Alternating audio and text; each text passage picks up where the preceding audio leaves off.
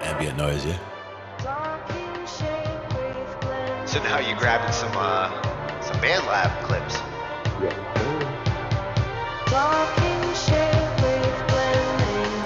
Now for me, that would also be something where I would use like volume automation and like bring that from the bottom, like bring it in and then bring it back out. And these are the kinds of sounds you can stretch.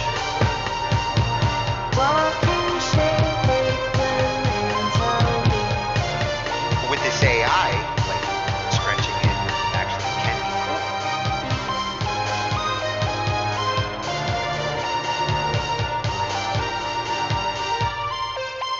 Oh, that was perfect for the interlude too. Ends it right in the right I spot. didn't even notice. 40.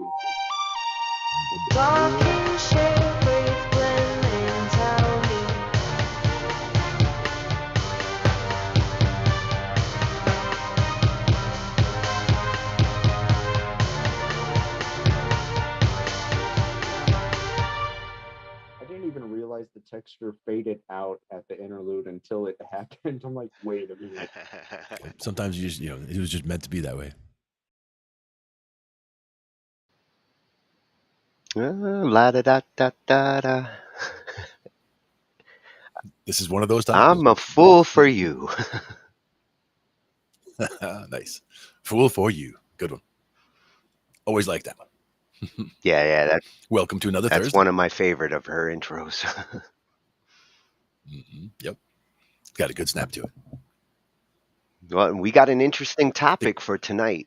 Going from last week where we were looking at psychology and music, got me thinking about child psychology and how music relates to children, how children perceive music and how it affects them. Absolutely. Where some of the, and that's a good field because well, it's where some of that psychology we were looking at starts to develop.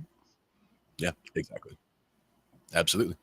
And we were talking about like critical windows where there's a certain period in time in child development where being exposed to certain types of music like classical music and things like that can have an effect on people trying to learn music either as children or even later in life. If they heard the music in that critical window when they were younger, some studies say that they'll have an easier time learning music later in life, whether they learned as a kid or not. Yeah, and that's what I initially had started searching for was, that what you ended up mentioning to me, the Mozart effect, which I wish I had thought of that while I was doing the searching.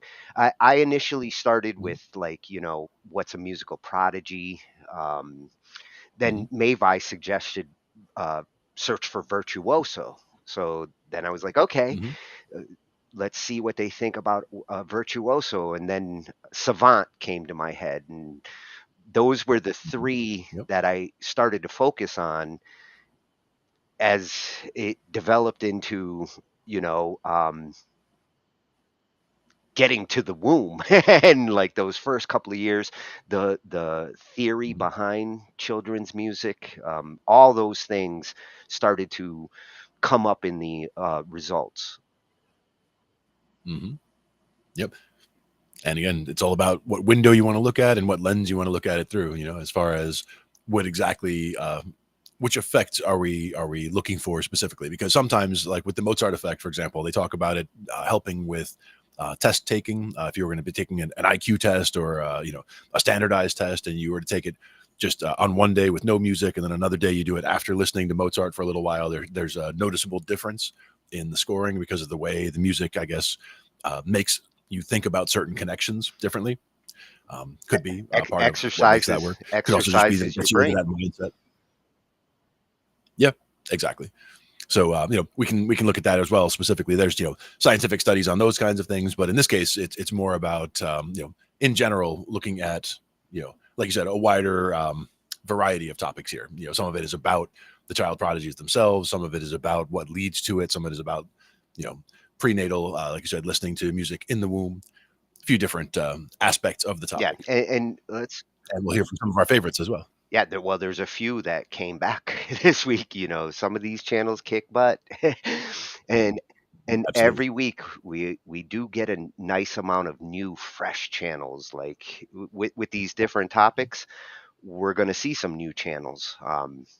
This is one, for instance, right at the beginning that might not have normally went to, but given the topic, this channel was interesting to me because it talks about like how a baby develops in the womb and where they start to get some of that like recognition of sound and rhythm, and where in the development that starts to happen. Mhm.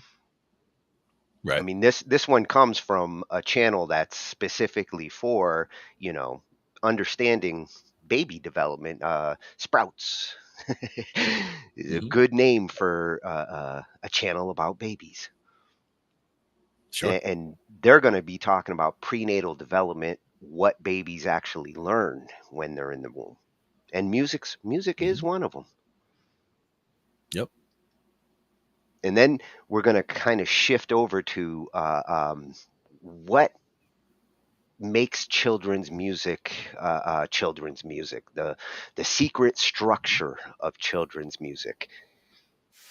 Right. And this is one of those channels we have been to, on our composing nights, 12 tone. I'm really getting into this channel's sketch approach and explanation Mhm. on things.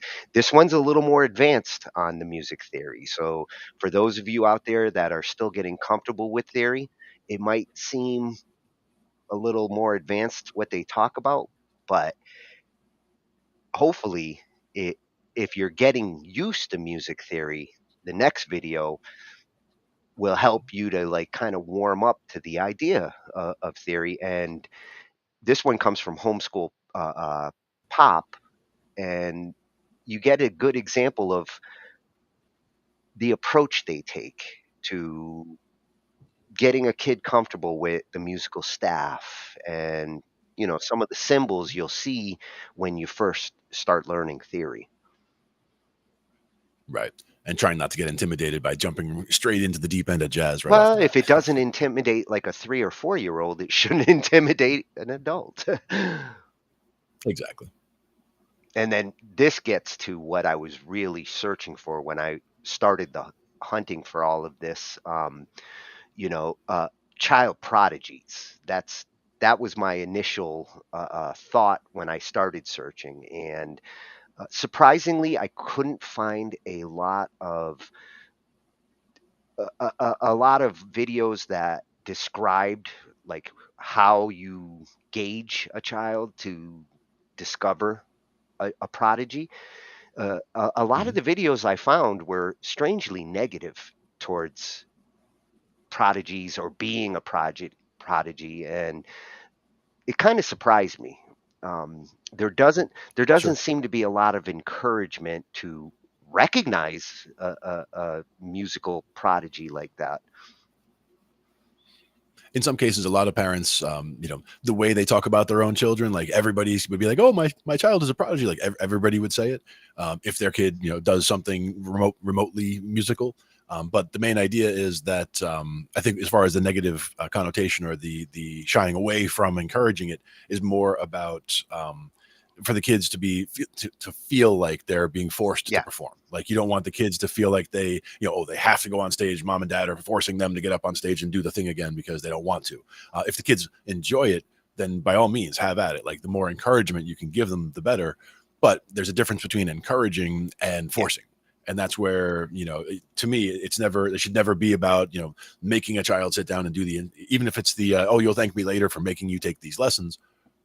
It may be true, but it might also lead to the person not even wanting to take the lessons ever, or not even wanting to be in music ever, because they felt like they were forced to participate in something they yeah, didn't want to. yeah. A lot of the results I saw kind of went like the stage mom a mentality Mm. where Right, like right. all these prodigies are being forced by stage moms, and it, that may be the case in some situations, but at the same time, if the kid does really embrace it, and the parents just kind of letting them, it's not a bad thing either. And I hope that, like, we encourage child prodigies rather than discourage them for the most part. Right. And again, setting an example for them, giving them access to the things that they want to try. Like if somebody wants to try the trumpet or the piano or the guitar or whatever, it's important to, give them the options to try things. They might decide that, after a month on trumpet that they don't like it, but they might have picked something up from playing it that helps inform the rest of their music on the bass or the guitar or the piano or whatever it is. I've seen a lot of trumpet players who became guitarists and singers, so it's a gateway Mhm. instrument. Yeah, I played trumpet in fourth grade. I think it was fourth grade for like a half a year, just a little bit of trumpet. But I had the piano lessons before that and throughout that, and then dabbled with the guitar later on, and then made bass basically my primary instrument about 15 years ago. And still, now whether it's bass or guitar or keys, or I sit down at the drums sometimes, play congas. I just like to just try different things and just being feeling free to experiment. And that's where I think getting better at one instrument made me more adventurous on other instruments and more willing to try different things on other instruments, which makes it seem easier to learn things on other instruments. Besides the fact that guitar and bass are so highly related, the first, the low four strings on a guitar are the same four strings on a four-string bass, same notes, the whole way through. So if you can play a bass, you can play the four fat strings on a guitar and make the same, play the same riffs, the same lines, all that kind of stuff, and make it all work Yeah, out. and having that kind of musical curiosity, even as an adult, is really great. It kind of keeps you young musically. Yep. You just have to not be afraid to hit wrong notes. Just hit notes, and if it doesn't sound great, that's fine. But you might learn something in the hitting of those notes. Like you figure out, oh, certain intervals sound really nice together, and just start messing around with things and Yeah, figure and something out. don't be afraid of instruments. Don't be afraid to try one. Right.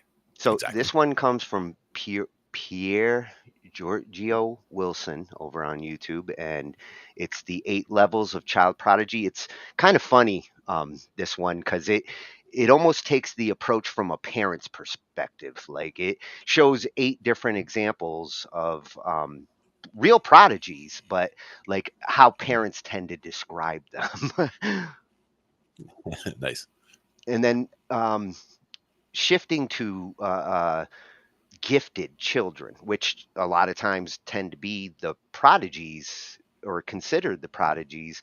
I found this one really interesting because it's a school's approach to providing an art program, a musical art program, in a situation where the school wasn't providing it. So they came up with their own solution and developed their own program, and it's a really Nice. cool story. I'd like to see more of this kind of education provide, where sometimes the public schools are lacking. They're pulling the arts out of the public schools because we don't have enough money, and they prioritize in different areas like sports, but yet the arts tend to take a back seat.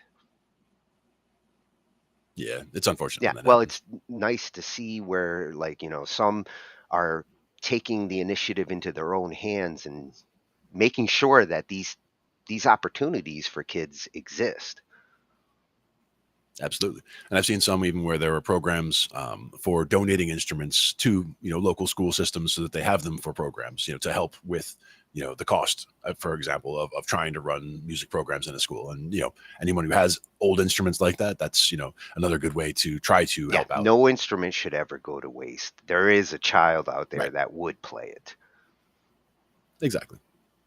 So, and then we shift back to virtuosos, which to me is kind of like a gifted child, or a prodigy. A lot of times what becomes the virtuoso starts with that gifted kid or that prodigy.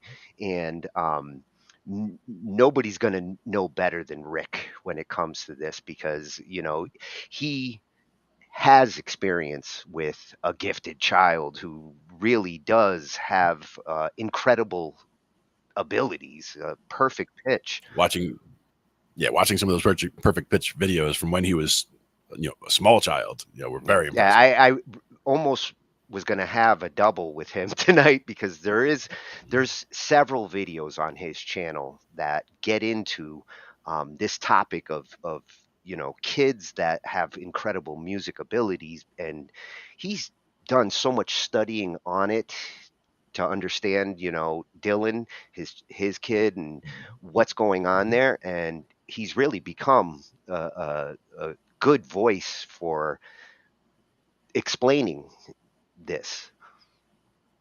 Yeah, And definitely. watching some of those older videos and what he would do with Dylan to test like his abilities are incredible. Exactly. Now, this one, I kind of stumbled on as I was looking for prodigies, and then Mavi had mentioned virtuosos, and the other term that I thought would be savant. That kid that just is a savant. And surprisingly, when I went searching for this, it's not the meaning that I thought it was. And the stories, the videos that I were seeing were not so much focused on, like, say, a child who's naturally born to be a musician, more so as one who just kind of stumbles on the ability. And this Mhm. particular story, Derek Amato, um, there's a lot of different videos out there that cover his story, which is uh, uh, it's one I can relate with. He had a serious head trauma, and afterwards he found a musical ability out of it, something that he had not been before his accident, but yet afterwards something clicked and turned him into a musical savant, Hmm. Very which I can interesting. relate with. I had a head accident when I was 20, and Mhm. even though I was involved with music before then, I used to struggle to play. After, it became very easy to just close my eyes, close my mind, and let my fingers go. And I felt like something happened from that head trauma that kind of opened up that ability in a way that I hadn't before. Hmm. Interesting. To me, I had a bit of a head injury when I was about 17. I fell off a car and landed on my head. It was going about 35 Giant miles an hour. Stadium. Giant Stadium, yeah. And when I, whacked my back of my head on the pavement and rolled to a stop and all that, I had stitches in the back of the head, concussion, all that kind of fun stuff. But I don't know of any like light switch difference from one to the other. But having survived it and having had that experience, and you can consider it a near death experience, because I mean I could very easily have died during that experience. And coming out of it, there's kind of more willingness to be open to different things, I guess. Just I guess it's kind of like, hey, this is the bonus rounds. Like I could have just been, that could have been the end of everything right there, and now here we are. So I'll try this. Maybe I'll play the tuba and just grab it and try it, because it's like, why not at this point? Rather than it being anything specific in the wiring that got changed, just more of a willingness to do different Well, things, I I guess. always suspected that you mentioned wiring got changed. The way our Mhm. brains work sometimes, when we damage a part of it, the Exactly. brain will compensate in some cases and Mhm. start to do the work in other parts of the brain, which Mhm. which Yep. sometimes can equal like a new skill that you didn't have before when your brain was processing over here. Because you've either have a new section of the brain that's been assigned to it, or even just the wiring has changed, because by damaging even just a connection between regions, if the overall function is no longer happening, the brain might try to rewire around that, and it might find a more Yeah. efficient route, Well, for and example, or an ability to get to a different section of the brain where there's even more ability to process that and you know signal. how they say like the left side of the brain and the right side of the brain have different approaches to things. So, Mm-hmm. if you're if you're right brained, it's they used to say was the creative side, and your left Mm-hmm. side is the analytical side. So if Mm-hmm. you do shift sides on your thinking, your workload, it's possible you can become creative all of a sudden. Mhm. I want to say one book that I read that was pretty helpful on that topic was called Drawing on the Right Side of the Brain, I think was the book. And it was basically a book on drawing, but the idea is to draw with your non-dominant hand. So you know, if you've never, whether you've done drawing or art in the past before or not, doesn't really matter, but just taking this exercise and just taking a pen in your opposite hand and doing some drawing exercises. And one of the interesting ones was drawing something with the picture upside down, because like if you're trying to draw a picture of a person sitting in a chair, your brain has a way of, okay, how to make a head, how to make eyes, whatever, but a lot of times you're using models that your brain has wired for you from way back when, but maybe you don't want to use those models. You just want to draw the way an artist would, where you're drawing shadows and lines and things like that, rather than every single element. So by flipping the image upside down, you're tricking your brain. Now you're just looking at this line and how it relates to that line, the darkness of this line over here and the shading over here. And by just flipping an image upside down and drawing it, my ability to draw just like immediately got much better, just by flipping it upside down and not looking at it as a person sitting in a chair, but you're looking at it as the lines and how they relate to each other, and just picking a point, starting and drawing Yeah, from there out. and But not to sidetrack well, things, and but flipping your dominant hand, like they used to say, yeah. like left-handed people tend to be the creative ones, right-handed people Hmm. tend to be the accountants.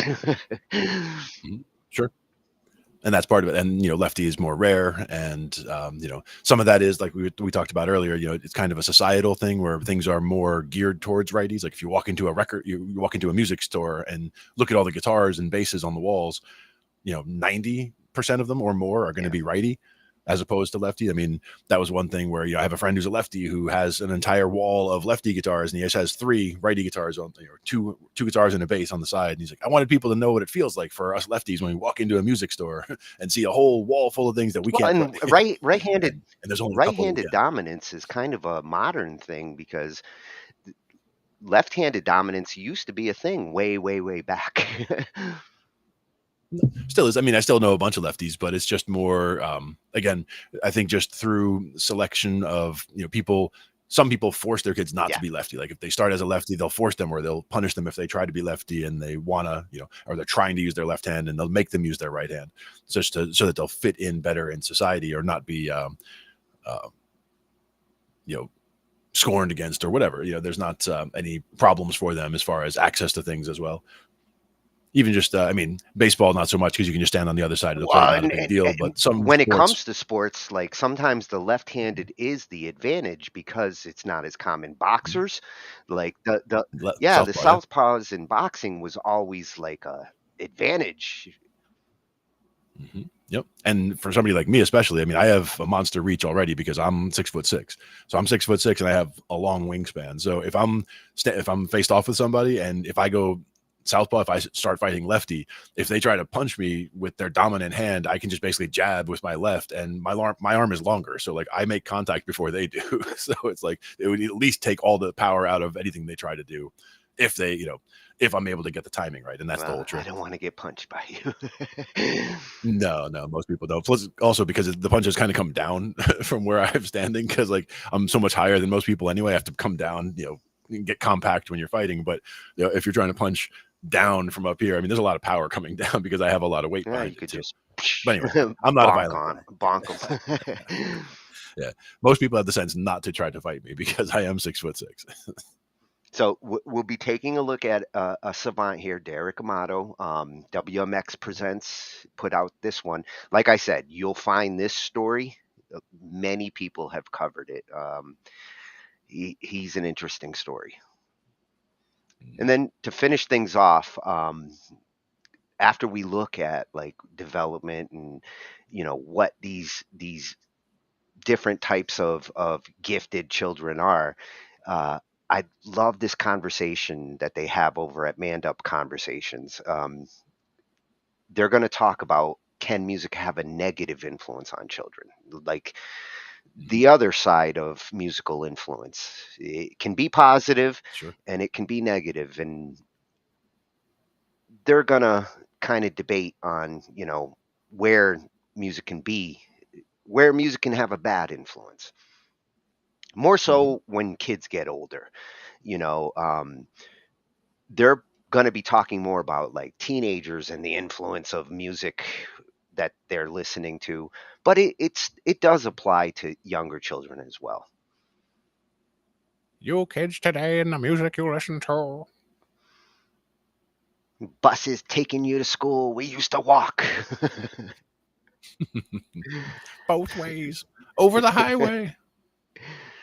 So to start off, we're going to check out the Sprouts over on YouTube, and this is a channel focused on infant development, and they actually explain complicated ideas in simple language. Right. And this is about prenatal And development. they really go into kids development all over the place. So if any of you got little ones out there and you're trying to like understand your kids, this is a good channel to start. We're going to learn what babies learn Well, in the here womb. we're going to see how babies develop in the womb. And tell me when you think a baby starts to recognize music based on their description, when you think after we're done. Alrighty. We'll see. Starts the day your mum's egg meets your dad's sperm. 4 weeks later, your little brain begins to form. Epidemiologist David Barker says that whilst developing inside our mother, we are receiving postcards from the outside world. These postcards tell us if this world is dangerous or safe, if food is plentiful or scarce. Knowing nothing else, we learn from those messages. Let's watch what we experience and learn inside the womb from the fetus perspective. Month 1. Only 24 hours alive, every bit of genetic information is already present in a single cell, from our hair color to our talent as a future pianist. Then we divide ourselves again and again. After around a week, we travel from the ovaries to the uterus, where we then undergo the Great Divide, splitting into two, half of which will become us, while the other half forms the placenta, which brings us food and oxygen and carries away waste. By week 4, we have developed into a small being that is growing at a rate of 1 million cells per second. Our spinal cord, heart and brain are now clearly visible, even if we are just the size of a poppy seed. Month 2. At about week 4 to 5, our heart starts to beat, and we are now 10,000 times bigger than we were at conception. This is a crucial point in our neurological development, as our brain grows at a rate of around 100,000 cells each minute. If our mother consumes alcohol and drugs or experiences extreme stress or trauma, our tiny brain can get damaged. This can lead to maths problems at school or even schizophrenia some 40 years later. If our mum stays healthy and can relax, our brain can develop to its full potential. We are now the size of a raspberry. Month 3. At the beginning of month 3, we start to react to stimuli. Our sense of smell is developing, and exposure to toxins can make us cringe. Our brain is continuing to grow very fast. Our ears start forming, and we can soon hear our mum's heartbeat and voice speak. Still small enough, we have plenty of space to move inside the belly. Our mother's womb becomes our sensory playground. We learn to move our arms, stretch our fingers, smile or suck our thumb. 75% of us are now showing a preference to use the right hand. We are now around the size of a lemon. Month 4. Our head makes up about half our total size. We learn to kick, pee, and how to swallow. Our taste buds are developing. If our mother eats a wide variety of things, we learn to appreciate different tastes and become less fussy eaters later in life. If we receive inadequate or poor nutrients, we adapt our physiology to sustain our development. This process is also called fetal programming. Some researchers have found that this can result in health problems such as obesity, heart conditions, and diabetes later in life. We are now around the size of a big tomato. Month 5. While earlier our mum's voice sounded muffled, now it is starting to become clear. We are also experiencing a big growth spurt, and we start the development of our teeth and our first real hair, fingernails, eyebrows, and eyelashes. We are becoming more active each day and enjoying flexing our tiny muscles. As we wriggle, kick, and turn, our mother will start to feel us moving. If she responds, we learn that for every action there is a reaction. We are now around the size of a dragon fruit.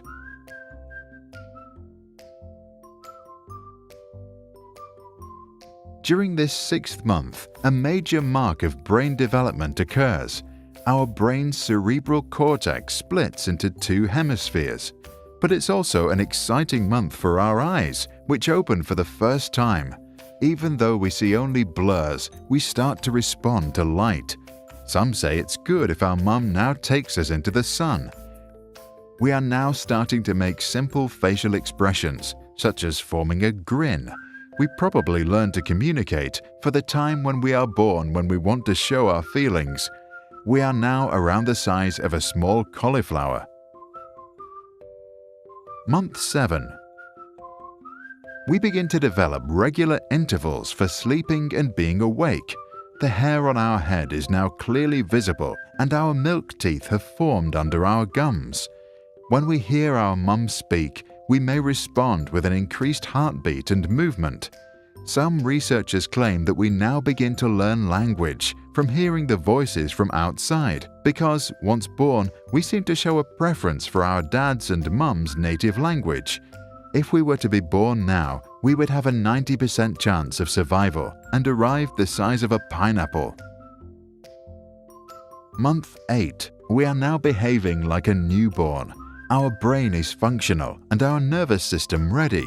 Our lungs are almost fully formed and we are practicing breathing by inhaling amniotic fluid.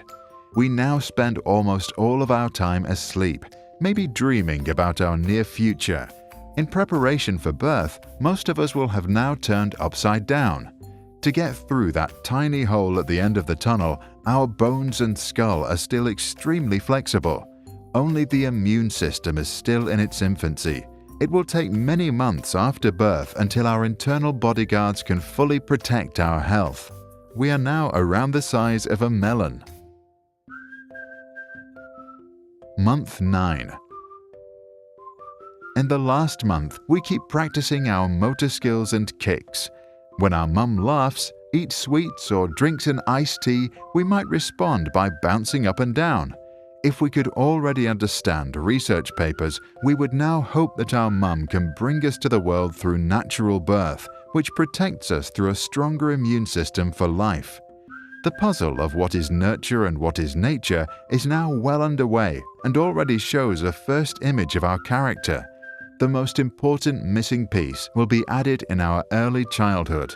At the end of the 9 months, we are around the size of a jackfruit. After many hours of hard labor, we will be welcomed into this world. Some will then be instantly taken away for various checkup procedures and bathing. But if we are lucky, we will first spend some time with our mum. If placed on her belly, we will instinctively crawl to her breast and then show our sucking skills. This makes us happy, full, and feel safe, the foundation for all future learning.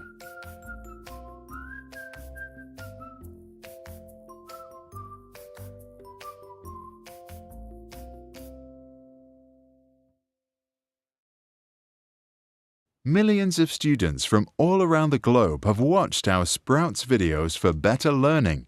Thousands of teachers play them in their classrooms to start projects. Volunteers on YouTube have translated them to over 25 languages. Our mission is to promote learning by doing in classrooms around the world. If you are a great explainer and a passionate teacher and you want to help us develop outstanding content, contact us. To support our channel with a donation, visit patreon.com/sprouts.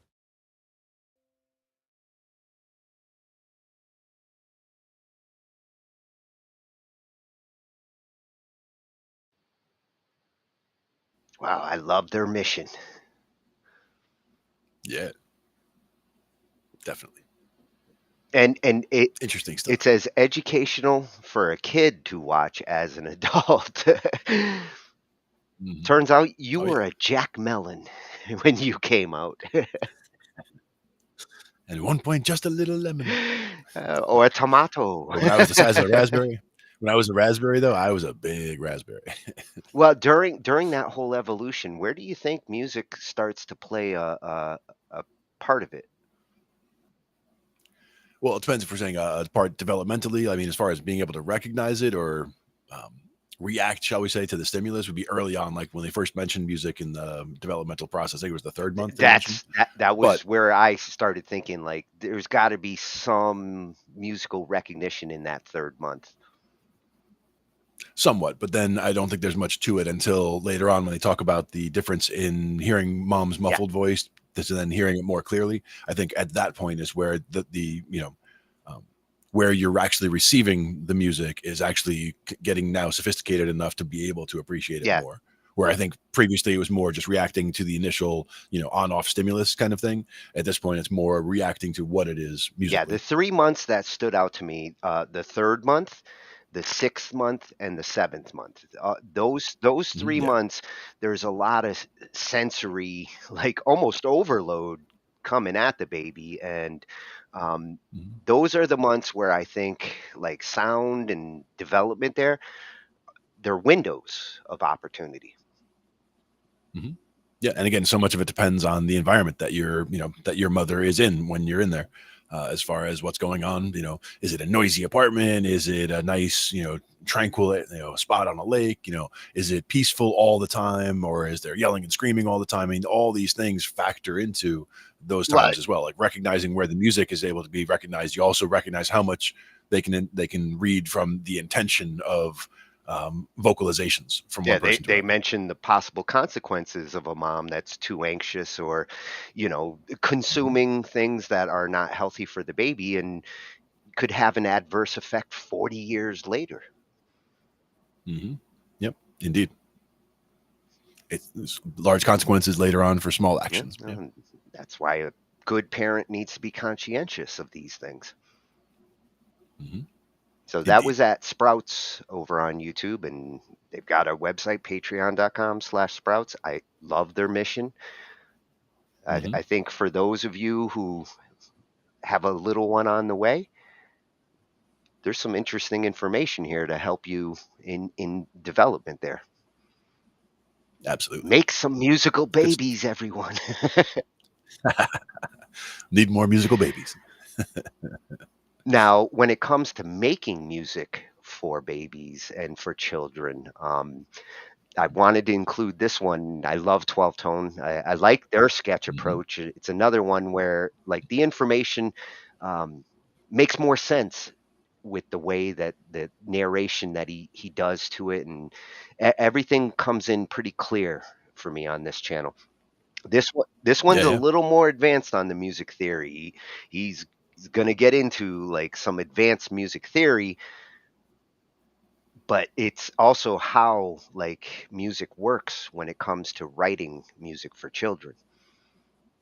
Yeah. Definitely a fan of the channel. Yep, this one's at 12 Tone over on YouTube. Another one with patreon.com/12 Tone videos. Something music theory. Exactly. And they're not bullshitting. There's a lot of theory on this site. That's why I keep going back to it. In this case, we're going to take a look at the secret structure of It's children's not a music. secret anymore. No, shh, don't tell anybody. Shh. Sponsored by Skillshare.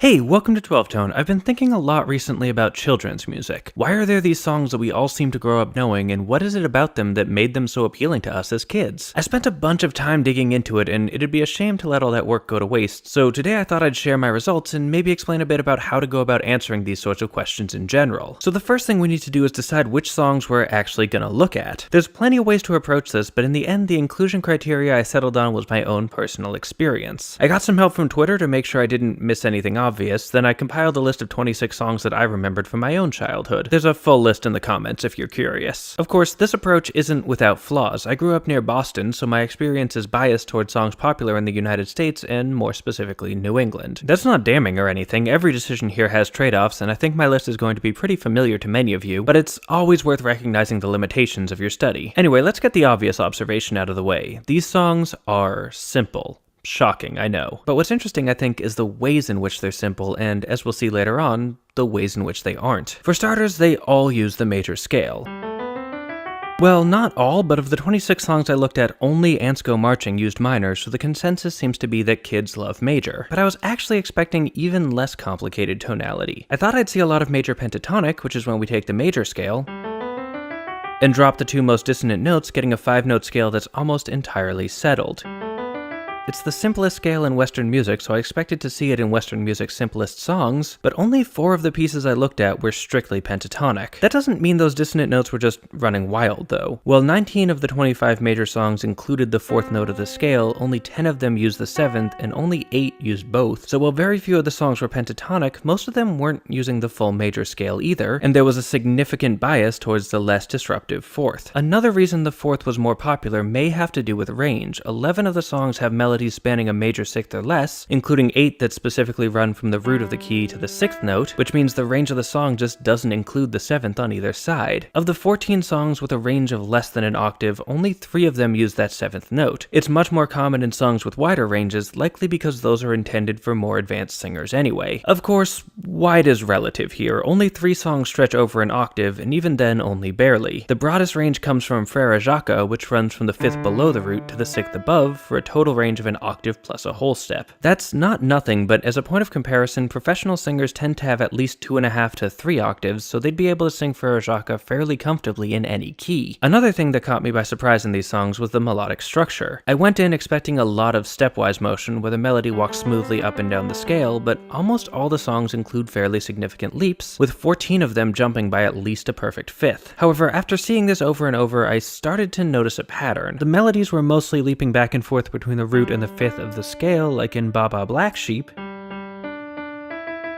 or the Itsy Bitsy Spider. That interval was incredibly common. Of the 26 songs I looked at, 10 of them started with it right away, and only Mary Had a Little Lamb didn't include it at all. So why was it so common? Well, that brings us to the point of children's songs, enculturation, or the ways in which we pass on cultural knowledge. My world music teacher explained it like this: who taught you how to sing Happy Birthday? If you grew up in the United States, odds are no one did. You probably just heard it over and over at birthday parties until you absorbed it on your own, and if someone did sit down and teach you the melody and lyrics, it probably happened before you were old enough to start forming memories, so effectively you've known the song your entire life. But in addition to passing on specific songs, enculturation can also pass on broader ideas about what the fundamentals of music are, and there's not much more fundamental in Western music than the relationship between the root and the 5th. They're the 2 most important notes in any given key, and emphasizing their relationship in children's songs helps pass that value on to the next generation. Of course, this isn't really an intentional process. We're mostly just writing things we think are easy, but seeing what we think easy is tells us a lot about the culture that produced the music. This process of enculturation can even transform songs. For instance, when I went to find transcriptions of the song That Never Ends, the melody I found was completely different from the one I remembered. Fortunately, this is one of the few songs on my list recent enough for us to have recordings of the original performances, so I went and looked those up, and it turns out the version I learned is wrong. The song passed through various groups of children, and in doing so it changed, but those changes weren't random. Almost every difference between my version and the original involved adding features that are common in other songs I looked at, like a smaller range and a more common lowest note. Which brings me to my next topic: the lowest note. While the highest notes of the songs don't show any real pattern beyond a slight preference for the sixth, the lowest notes are stunningly uniform. 12 of the songs bottom out on the root, and 11 more stop at the fifth. This is basically just another way of emphasizing those important notes though, so I won't dwell on it for too long. Instead, let's look at another melodic feature, static motion. This is where the melody just sits still, like in Farmer in the Dell, where we hit this root 5 times before we start moving. This is helpful in children's music because it's easy to sing. You get a bunch of words out without needing to change notes. I was curious exactly how common it was, but first I had to define it in a way that I could measure. The definition I went with is that it's static motion if the same note is sounded 3 or more times in a row over the course of longer than a single beat. So Farmer in the Dell would count, but this section of Row, Row, Row Your Boat wouldn't, because the notes are going by too fast. I then went to see how many of these static sections each song had, and 17 of them had at least one. Most of them had no more than 2 or 3 though, because of another important feature. These songs are short. Like really short. 22 of them are 8 bars or less, and 9 of them are teensy little 4-bar patterns. Of course, a lot of these songs repeat, so performances can last much longer, but the actual melodies are tiny, probably because asking children to remember whole 32-bar forms is a bit of a stretch. Or is it? Well, most of the songs are short. There's one on my list that's a full 40 bars long. I've been working on the railroad. This is actually an outlier in a lot of ways. Its rhythm's more complex than most, its range is one of the largest on my list, and it's one of only 4 songs to feature notes from outside the key. Outliers can be dangerous to this sort of analysis. It can be tempting to draw conclusions from them, but there's usually a reason most of your other data points are so different. Still, it's a nice reminder that none of these rules are absolute. Speaking of outliers, one thing that pops up occasionally is rounds. These are songs where everyone sings the same melody but starts at different times, like Frere Jacques or Row Row Row Your Boat, and while it may not seem like it since we grew up singing them, this is actually pretty tricky. I mean, think about it, you've got up to 4 different melodic parts happening at the same time, and you have to track your place in them without getting lost. Plus, since the lines harmonize, it's much more important to sing in tune or the whole thing collapses. There's at least 5 rounds on my list, and I think the fact that we expect children to be able to handle them is pretty noteworthy. So where does that leave us? How do you write the next great children's song? Well, it's hard, or rather, it's super easy, which is what makes it hard. There's not a lot of options left that haven't already been done, which probably helps explain my last observation. These songs are old. Of the ones I could find dates for, only 9 come from the 20th century and only 1 from the last 50 years. They've changed and evolved over time, with new generations of children adapting them and passing them on, but by and large they're the same songs our parents learned, and they're probably the same ones our kids will too. Still, if you want to try writing a new one, we've learned some helpful tricks. Keep it short, write in major, skip the 7th, jump between the root and the 5th at some point, and it probably wouldn't hurt to write lyrics about some sort of animal either. But the real value of this study, I think, is what it tells us about Western music as a whole. It shows us the rules we never knew we learned and the ones we're passing on implicitly to our kids, and it exposes the cultural underpinnings of our most fundamental ideas. In the end, it may not be that children's songs sound simple. Instead, it might just be that simple sounds like children's songs. And speaking of fundamentals, let's talk about this video's sponsor, Skillshare. Skillshare is an online learning platform with over 20,000 classes in just about everything. One class I've been watching recently is about making music for video games. It's called Exploring Game Music, and it's been really interesting to learn more about how video game music is made and how it differs from other kinds of composition and production. If that sounds cool, or if you want to check out their thousands of other classes, you can get 2 months of premium membership for free just by being one of the first 500 people to click the link in the description, and if you want to keep going after that, it's just $10 a month. While you're there though, make sure to explore outside the music section too. Skillshare has great classes on cooking, computers, and art to name a few, all of which you get unlimited access to with that free premium membership they're offering. I mean, I know we all love music, but it never hurts to pick up a few other skills too, right? Anyway, thanks for watching, and thanks to our Patreon patrons for supporting us and making these videos possible. If you want to help out and get some sweet perks like sneak peeks of upcoming episodes, there's a link to our Patreon on screen now. You can also join our mailing list to find out about new episodes, like, share, comment, subscribe, and above all, keep on rockin'.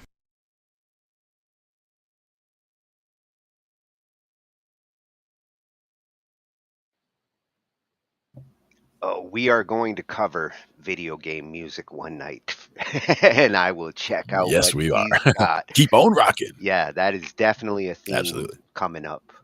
But man, he blew my mind yeah. there at the end when he summed it up and said, "It's not that children's music is simple. It's that we associate what sounds simple to children's music." I think he hit the nail on the head there.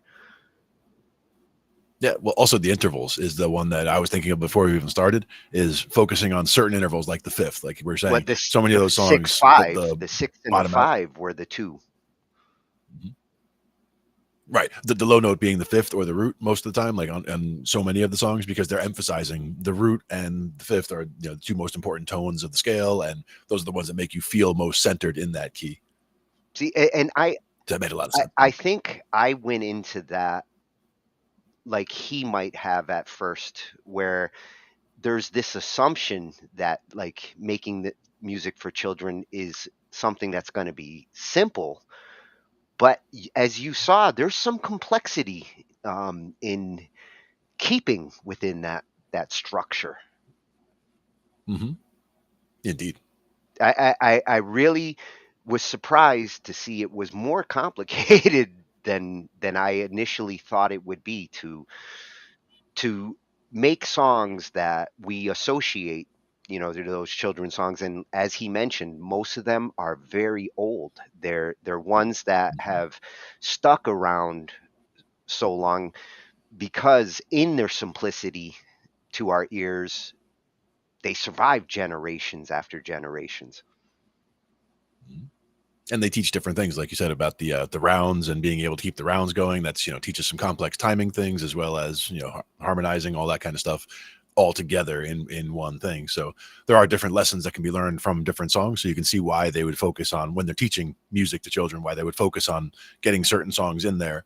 And when we also talked about intervals in the past, talking about how Here Comes the Bride versus Twinkle Twinkle Little Star versus like whichever different songs, like certain songs that are very simple that you can just look at the intervals of the jump of the first note to the second note that you can identify. And then when you hear those intervals later, you can identify, oh, it's from that song. So I know that that's a fifth, or I know that that's a fourth, or I know that that's a third. And the use of a repeating note, twinkle, twinkle, using that same note a couple of times, that was interesting to me because like he had mentioned, I always thought 1, 2, 3, 4, 5, up and down would be like the kids' approach to melody, but it really is more like single, single, single, change, jump, and to a fifth or to a sixth. Typically, the fourth was the other one that I found interesting. Its lack The its one lack for of use. Sure. One the do re mi. It's one do a deer. You're doing the 1 2 3, so 1 2 3 1 3 Yep. 1 3. So just doing like working your way up like that. A song like that, trying to teach people if they're trying to sing. That helps them get those couple note runs together and be able to fit them together and understand how to move that key center. Like all those kinds of principles are getting conveyed at the same time that they're learning a simple song. The one thing that didn't surprise me was the major being the dominant. Yes. One minor song out of those that he picked. Exactly. That didn't surprise me either. No. That's one that I always assumed, like, children's music tends to be brighter and major is just easy to pull that off. I would even suggest that a lot of them would be in C major and or G major as very common keys. Although, but don't be afraid of A major. It's an awesome major too. I'm not afraid of any of them. We talked before about doing some circle of fifths exercises, going around doing like a 2-5 or not a 2-5-1, but like a 1-6 or 1-5-6-4, rotation, and you do that in each key going around a circle of fifths to get yourself into the motion of doing all of those. Because on guitar, it's a different story than on keyboard. On guitar, you'd be doing the same thing and just sliding up or down, a couple of frets, or using different variations of the chords. But with keyboard, you're actually doing different fingering because you're doing different numbers of sharps well, and flats. it forces you to recognize the actual intervals of your claw. So right. you have to do a little counting at first just to get used to shifting up with the keyboard. You got to count but out once your you go through it, I intervals. mean, But knowing that you've got 12 keys to go through, like once you get through that exercise, you already know some of the keys are super easy, and a lot of the keys are very similar to each other. It's like, oh, this one's just like that one, but with this, you're making one adjustment to what you were doing already. Once you get comfortable with that, and once you can get through it more smoothly, and there's only 12 of them, so once you go through all 12 of them, basically any song in any key, you'll be able to more easily shift into that because you've played it in an exercise like that before. When it comes to keyboard claws, they do change a lot more than on guitar, but once you get used to all the keyboard claws there, they start to settle in. Exactly. And again, there's different ways of doing it, whether you're doing shell chords and things like that, but we can get into that another time. We will get into that another time. So that was at 12 tone. Awesome channel. Again, more advanced than I was expecting, looking for children's music. It surprisingly made me think a lot about structure. Yeah, exactly. That's what I like about it. That's what I love about the channel. He's great at his musical analysis. He does it like a scientist would, like he got his songs that he wanted to analyze for this particular situation and came up with a good conclusion. Yep. And recognized the limits of it, before he even started the study, which is also important. Yeah. And recognizing the bias of I grew up, on this kind of children's music in Boston. You're going to hear different music depending on where you are in the world. Exactly. And music is all around us. Speaking of, music is all around us. And it's over there. I came to this one because I wanted to see an actual approach to teaching kids and how some are trying to do that. And Homeschool Prep is a channel, for parents that are going the homeschool route and need some guidance on, how to teach this or teach that. This is an awesome channel. And, it focuses on the youngins. So this particular example that we're going to look at is, how to approach music theory when you're dealing with a young child, 4 years old, 5 years old. You might be starting some of these things with a kid. And a lot of this might seem basic for, some of us, oh, I already know that. But look at the way they're trying to introduce it to a kid and explain it. For me, the biggest one would be pentatonics, just starting from minor pentatonic and major pentatonic and being able to recognize and sing, or on an instrument be able to play, just very simple versions. And one simple example is on the piano, just hitting the black notes, and if you start from the E flat, you're hitting all the black notes, you're basically doing E flat minor pentatonic. And if you start from the G flat, you're doing all major pentatonic. And it's just nice and easy because you don't have to know anything about theory. You can just go to a piano and just hitting the black notes. You can go up and down all the black notes, and you'll find that if you're starting and ending on that one, it'll sound like a minor pentatonic thing. And if you're starting and ending on that one, it'll feel like a major pentatonic thing. But being able to recognize that, and the ease of being able to do that on a piano just by hitting the black notes makes it easy for someone to approach, and especially a child would be happy to approach a piano and just hit the black notes and be able to hit that and have it sound like something that's intentional, and there's no wrong notes because they're all the right notes because they're all right there. If you can get this 5-year-old upstairs to do it, then you're hired. There you go. It's about just saying, hey, what do you think about these? And you have them hit those three and those two, and then you can just kind of, doesn't really matter which ones you hit or land on, you can just hit all of them. Well, if you can get them to pick up the instrument, that's the first battle. Yeah. And a lot of times it's not about, again, it's about having them be interested in it. So to me, it's about I would be more playing the instrument and have them, come in and be like, "Oh, what are you doing?" And have them come over and be interested in what I'm doing on the Well, instrument. a lot of And times, makes it easier. they'll come to you curious. Like, Mhm. I know when I'm playing and there's little kids, Mhm. they're always curious. Like, what Yeah, are you exactly. doing? What's that big machine you're playing with? Yep. At one of our gigs a couple weeks ago, the drummer's niece and nephew showed up, and they were young teens, and they showed up to come over and hang out by the drum kit, and they got a couple pictures of them with all the lights on and everything, because we had the light bar set up, and the strobe lights and all that kind of stuff going on. So they had oh yeah, in the middle of the stage and all that. The guitars over here and bass over there and Oh, all that and kind of when you stuff. So see a teen who's curious like that, you might have a mhm. potential musician there. Yeah, Yeah. exactly. Good stuff. So let's see how a staff and basic sheet reading is introduced to a child. Mhm. Music theory for kids. Music. Incredible sounds that can move us. Literally, you can dance while you listen to music. Music can brighten your day. Music is in movies, TV shows, and of course, homeschool pop videos. Music is all around us. In this video, we are going to learn some awesome things about music, starting with this. Wait, it's just 5 lines, right? 1, 2, 3, 4, 5. What does this have to do with music? It's just 5 lines.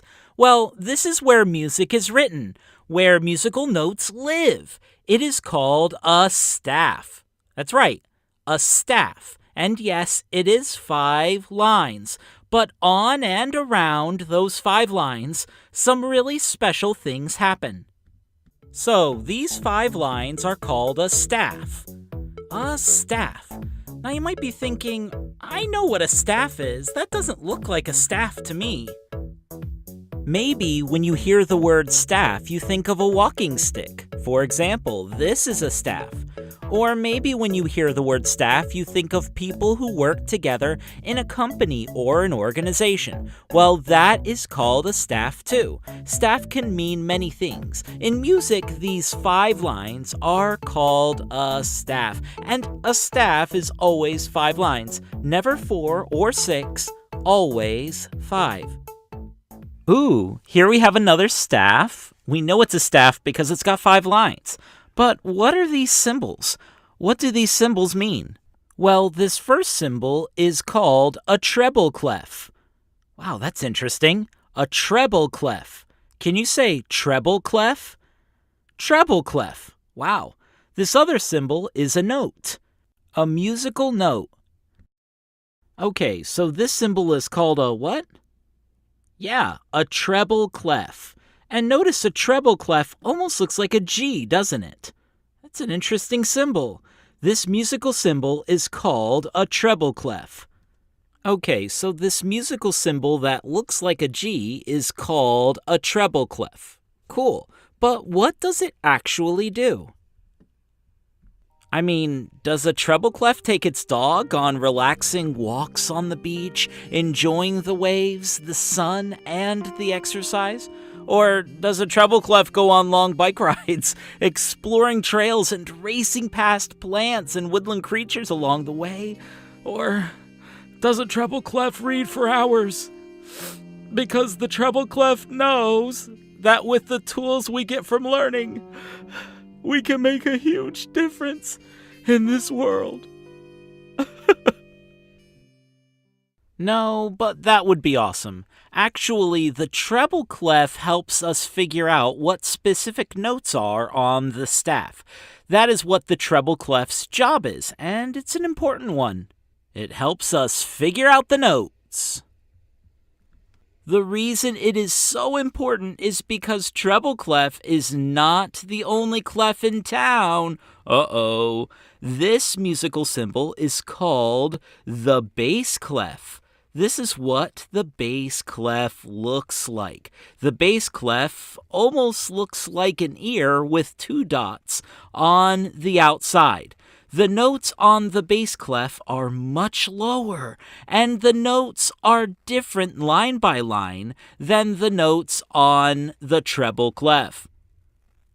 Okay, let's review some of what we've already learned. What is this called? Yes, a staff. A staff. Now look really closely at the staff. Take a picture of it with your mind. We are going to ask you a question about it in just a moment. Okay. How many lines are on a staff? How many lines are on a staff? There are 5 lines on a staff. A staff has 5 lines. That's great. All right. What is this musical symbol called? Yes, it is the treble clef. The treble clef. Remember, the treble clef kind of looks like a G. Great. How about this symbol? What is this called? Wonderful. The bass clef. The bass clef. The bass clef looks like an ear with 2 dots on the outside. You did an awesome job. Way to go. Okay, now we are going to put what we've learned together and look at some actual music so we can learn even more. First, notice all of the staves. There are 4 staves here. They are in groups of 2. Each group has the treble clef on the top staff and the bass clef on the bottom staff. When 2 staves are connected, they are called a grand staff. A grand staff. There are 2 grand staves on the screen. That's pretty cool.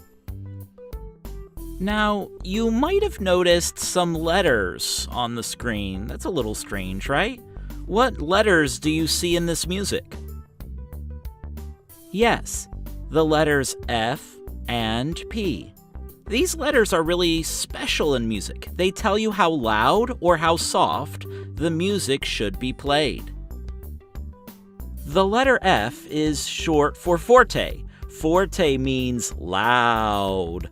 Loud. So when you see the letter F in music, it is telling you to play the music loudly. The letter P is short for piano. Piano is not only an instrument, it can also mean playing softly. So when you see the letter P in music, the music is telling you to play softly. P is short for piano, and piano means playing softly. The letter M is also sometimes used along with the P and the F, or you may see more than one piano or more than one forte. It can vary, but remember, F means play loudly and P means play softly. Okay, now it's time to talk about notes. Notes. You need notes to play music. Notes live on the staff. There are lots of different types of notes, but in this video we are just going to learn 3. The type of note tells you how long the note is to be played. The top note is called a whole note, which makes sense. It has a big hole in it. A whole note lasts 4 beats, or claps. The middle note is a half note. It looks like a whole note, except it is attached to a long stem. A half note lasts 2 beats. It is played half as long as a whole note. The bottom note is a quarter note. It looks like a half note, except the hole is filled in. It lasts just 1 beat. Let's listen to each one, and you will be able to hear the difference. Here is a whole note. Okay. Here is a half note. Great. And here is a quarter note. Yeah. One more time. A whole note. A half note. And a quarter note. Awesome. Okay, we've learned so much in this video. We learned that this is a staff, this is the treble clef, and this is the bass clef. We learned that in music, P means play softly, and F means play loudly. We learned that when two staves are connected, it is called a grand staff. And we learned 3 types of notes. This top note is what type of note? Yeah, a whole note. It lasts 4 beats. What is this middle note? A half note. A half note is 2 beats long. And what is this bottom note? Great, a quarter note. Yes, a quarter note is only 1 beat. There is so much you can learn about music. In this video, we just talked about some music basics. We hope you had fun and that this will be the beginning of a great adventure learning about music. As always, special thanks to our patrons. We appreciate your support so much. If you would like to be one of our patrons and get some homeschool pop tattoos, just click the link below this video or visit homeschoolpop.com. We hope you had a great time learning with us. You are so awesome. We'll catch you next video. I learned that Glenn owns the treble clef. That's why it looks like a G. That's right. It's the G. That's why. Which ironically, I would have But I figured also- you'd own the bass clef, but That's the thing.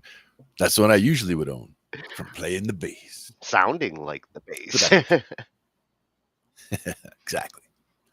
Some good stuff there. Getting some basics. Well, covered. if you had a little one, how old would you wait for them before you started to introduce this kind of theory?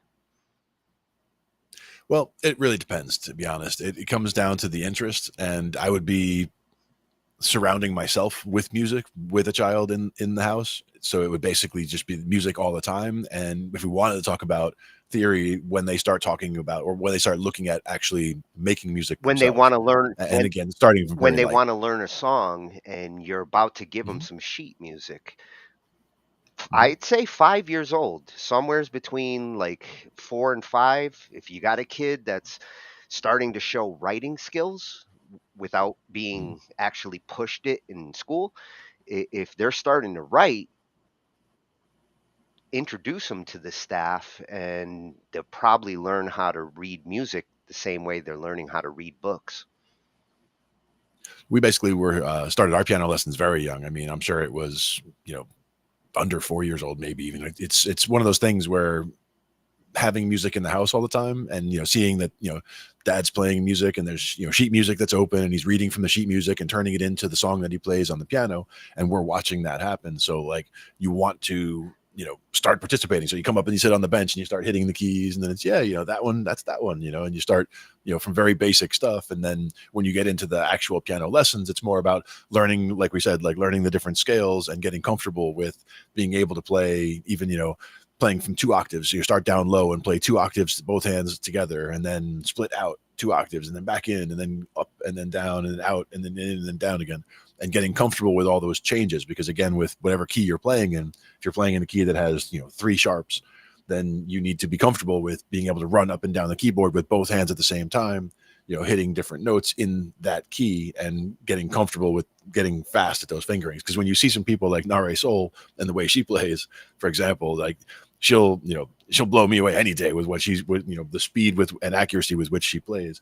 And that just comes from so much repetition over time. And you're going to get 2 different kinds of kids in those situations. You're going to get the ones that see you reading something and they want to figure out like how to read. And then you're going to get the ones that see you doing it and they memorize the song simply by watching it played. Or by hearing, like once they start, depending on how their ear is starting to If develop. they're Because developing a good ear is super if helpful they're too. comfortable with the instrument they're playing and they recognize intervals and they hear it, you might have a prodigy at that point. Yeah, absolutely. Yeah, Good stuff. they're comfortable enough with the instrument that they start to relate what they're hearing to what they're playing. If you Hmm. see that at a young age, like you've got a kid that's like ready to own that instrument. Hmm. And that Indeed. actually leads us to like the next video and recognizing when you've got a prodigy. Like every parent wants to believe like their kid's a prodigy at something, and in the music world, you know, for them to even play sometimes is enough for a parent to be like, my kid's a prodigy, he's playing an instrument. Yeah, exactly. But there are different levels for Yeah, sure. and what's kind of funny with this video is it does take that kind of perception approach where all the examples he shows sound like, a parent saying this kind of prodigy or that kind of prodigy. And Mhm. it's how we recognize kids that really have that ability. Mhm. And you will see some kids in this that definitely have that ability.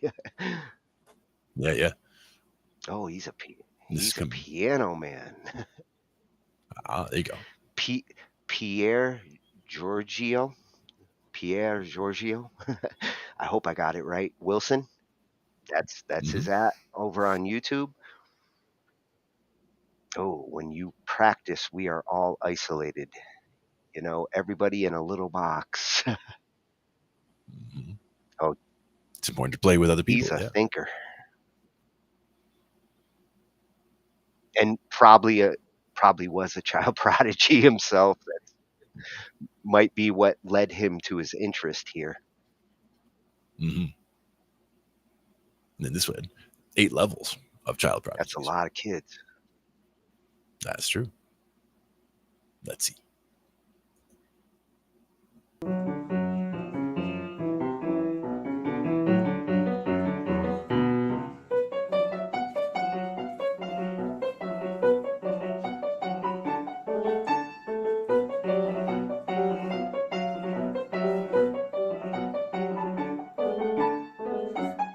So interesting.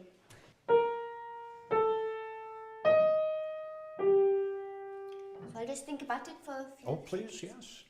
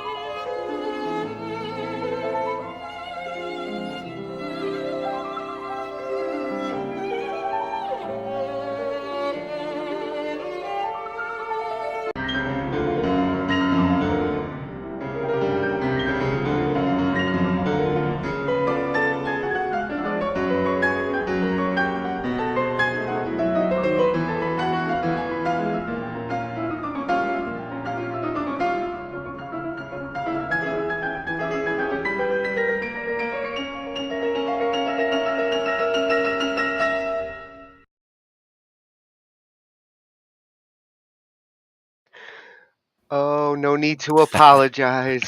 I'm jealous. Yeah. Oh yeah, yeah. No, excellent, excellent playing skills right there for sure. They're mind blowing, and there Crushing. was a couple of them that I was like feeling like was seeing a little Glenn. Yeah, and actually, one of them you were seeing my dad because the fantasy impromptu, the one he was That's the playing one that, that like my reminded dad. me, the little kid with the glasses. Yeah, yeah. I think that my dad played that one when he was I don't know 13, 14, something like that.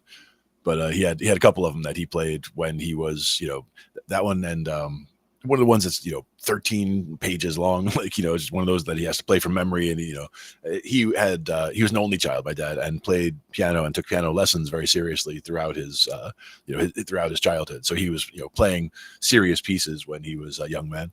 And again, when we were kids, there was just their piano music in the house all the time. So that's something that always brings me back whenever, especially I hear I Chopin, was going to say it especially. But explains your ability to play Chopin.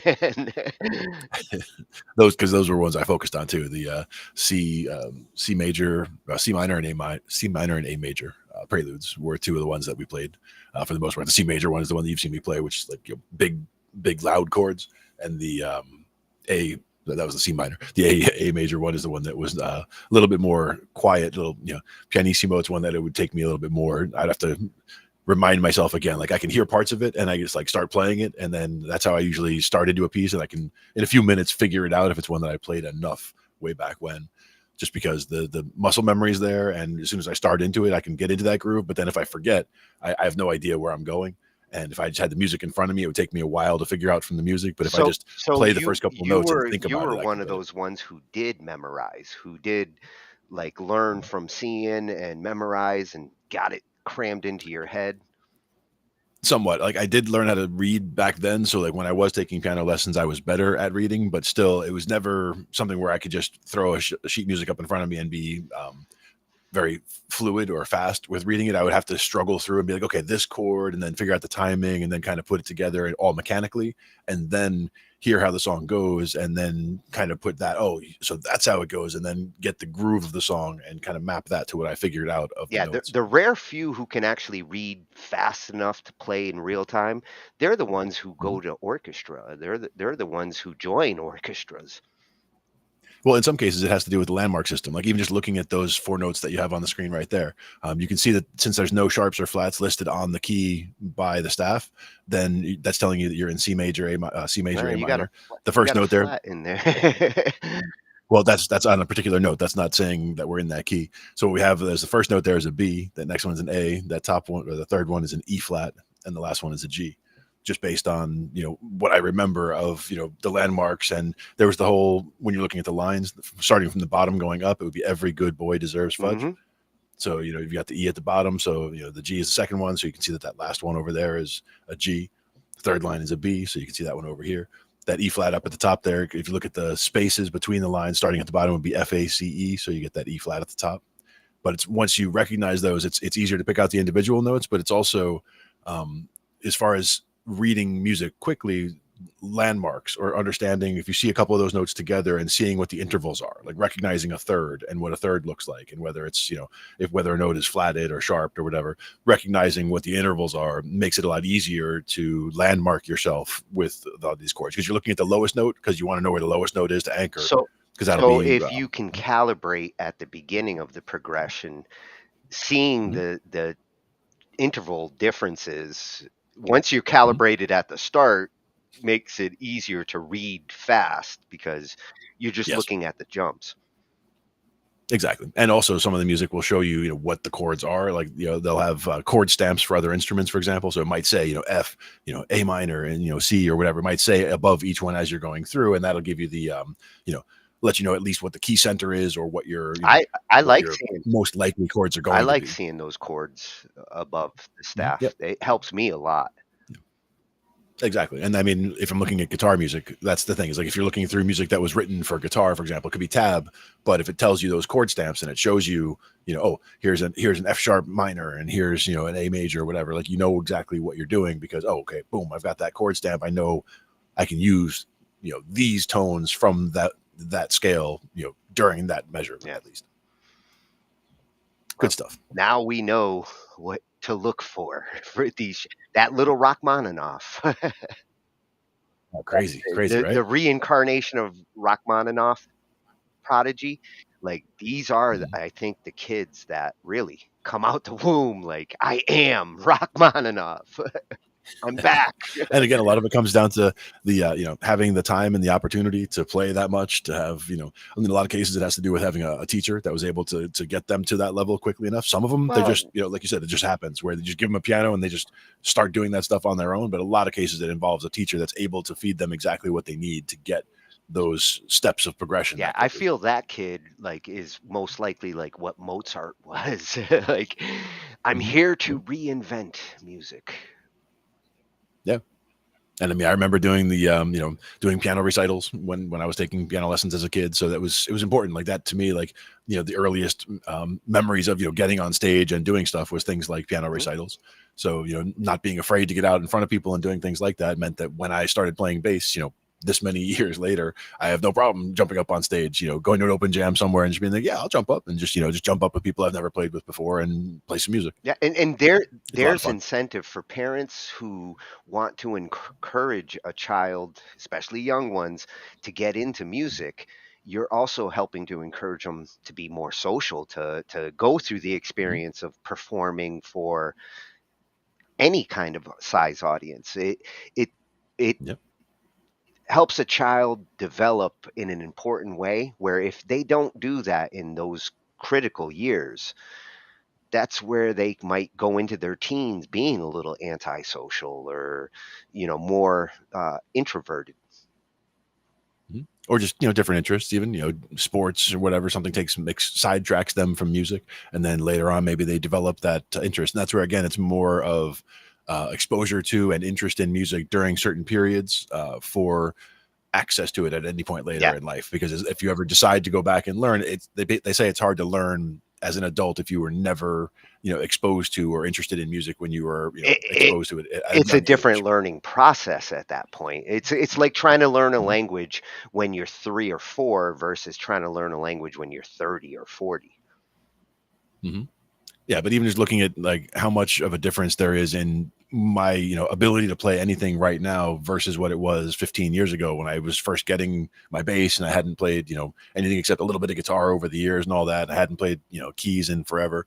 I mean, I feel like I was almost not even a musician anymore by the time when I was just starting to get back into it in 2008 or so. But I was just starting to go to, go to some Fish shows in 2009, I guess, and we were starting to go to, those parties at the mountain and seeing all these other musicians and just wanting to get involved with all of it. So I just basically started back in and jumped in with both feet. Being around musicians is the best way to encourage yourself musically. Yeah.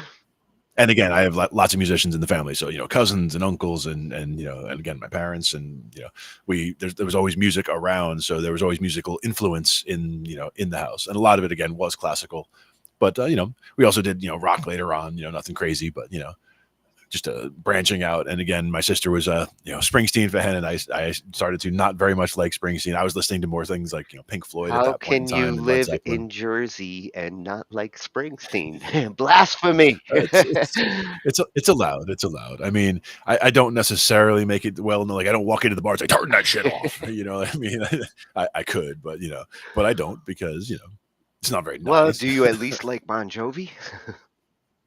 I mean, sure. It's not like, I don't go nuts over it, but, I'll sing along, especially, if the bar's going into it and there's, singing, living on a prayer or something. Sure. I'll join in, why not? I'm a sociable guy All like right. that. But it's again, with Springsteen, the main thing was his voice just always kind of grated on me. Like the way it's almost like a forced sounding. It almost sounds like he's hurting Yeah. himself. And even if somebody's doing a Springsteen tribute band, like they can do a Springsteen cover, they can do it if they can do it their way and the singer's not trying to make himself sound like that. Like if the singer's just singing it his own way, that's great. But if he's trying to sound like Springsteen, making the sound like that, I'm not a fan of that. Sorry, Bruce. Not I know you're a fan. I know you watch, but it's one of those things. I'm sorry. We'll let you still live in Jersey. Thank you. Nothing personal. So that was from Pierre Giorgio Wilson over on YouTube. Got us a glimpse at different types of prodigies. from Indeed. a parental perspective. Yeah, and the violinist, one in particular, she was playing along to a piano. Such emotion in Yeah. the playing. I mean, it's not just hitting the right notes, especially on a violin like that. I mean, there's a lot that goes into making that note, sing Well, like that. yeah, So it's violin is especially hard. I've had several guitarists that I know who tried violin because they thought, oh, I can play guitar, then I can play violin. Oh my God, yeah, it's yeah. not the same thing. I would sooner take somebody who plays fretless bass or fretless anything. If you've played anything fretless before and then switch to the violin, you'll probably have a much Yeah. easier time. I think the tuning is also different, if I'm not mistaken. But I think once you get over the fact that the tuning is different, I think you're fine.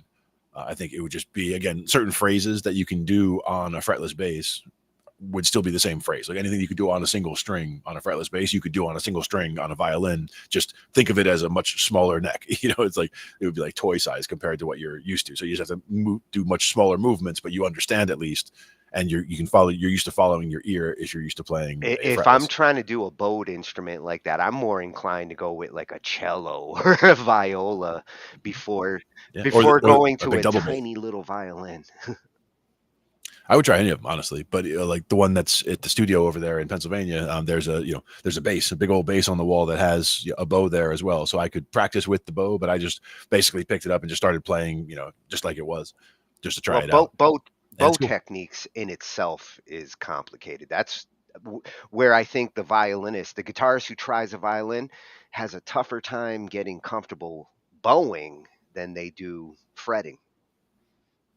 In certain ways, yes, and in certain types of passages, but it also depends what you're trying to do. Because if you've ever watched an orchestra play, you've seen parts where the violins are going like they're going back and forth very quickly, and that's like a staccato passage where they're just trying to get these little notes to come out one after another. Ta, ta, ta, ta, ta, ta, ta, ta, ta.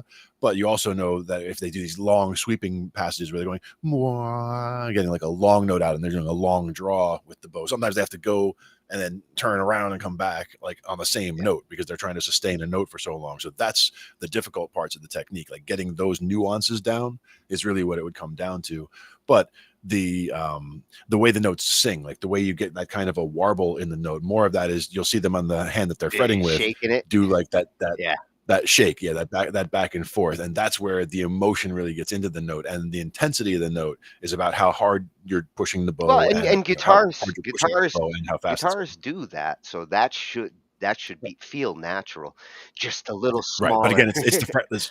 Exactly, it's the fretless nature and the fact that it's so small. The fact that the distance you're thinking about, if you're trying to do like the first three notes of a major scale, for example, in A major, and you're trying to play it, you would probably be hitting them way too far apart if you're used to playing on a fretless bass. But you would at least understand how far apart they should be. So if you think about playing it in the higher register, like playing an octave higher on the fretless bass, and then you map that onto the violin, now you're actually in the right neighborhood as far as how far you should Yeah, be moving. tiny claws.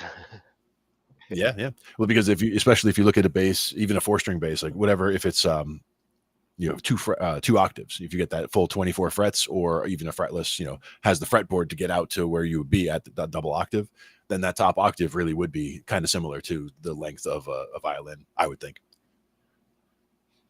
We'll have to check it out You sometime. could be a prodigy at the violin too. We'll have to find out. I mean, there's been violin in my family. I have my nephew plays. I have cousins who play. My mother's father was a violin player for sure. Folk music. So, Oh, yeah. yeah, it works great there. Oh yeah.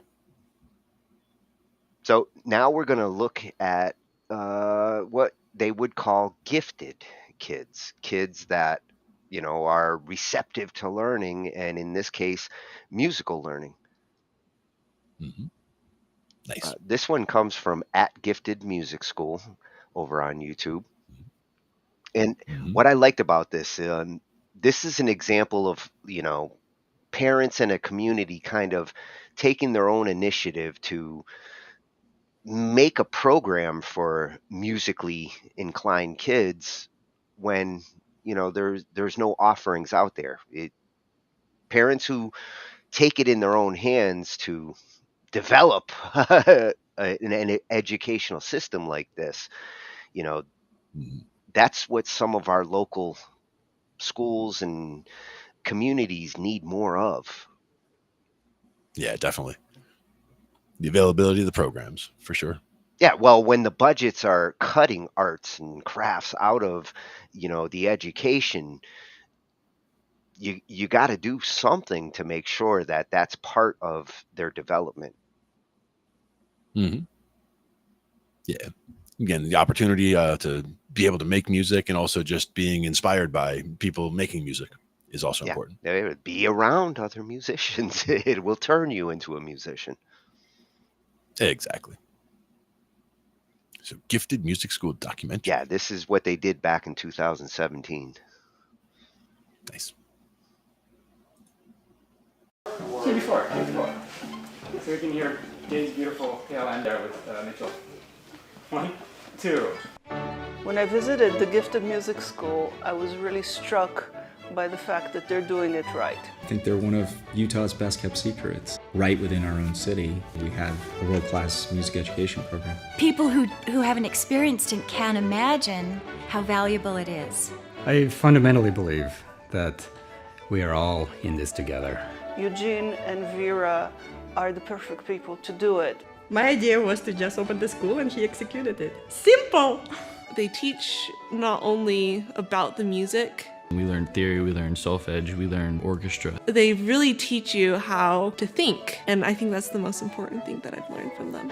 Our students are now at Holborn, Juilliard, Curtis, but we have students going to Stanford. Their focus really is to make great citizens. We teach music so that you have sensitivity. Teaches you, like hard work and commitment and dedication. We wanted to build the best possible music school here in Salt Lake, and we want to change the lives of so many children. Ready to jump! Let's do this the same with third finger on the re. Ready? Set. Go! Let's do it one more time. We at the school believe that music education is one of the most important components of a child's education. When kids have music, they end up doing so much better in life. On a scan, when students are studying specific subjects in school, different parts of the brain light up. But when they're studying music, every single part of the brain is lighting up. So not only does music enhance emotionally how the child is growing and learning in life, but also physically their brain is growing and every part of their life will be enhanced because they've learned music. The school was founded because we wanted to create an institution that would create a standard for music education. We really don't have the system here to train kids. Our system here is basically studying with a private teacher who may or may not be qualified, but there are no standards that those teachers are held to.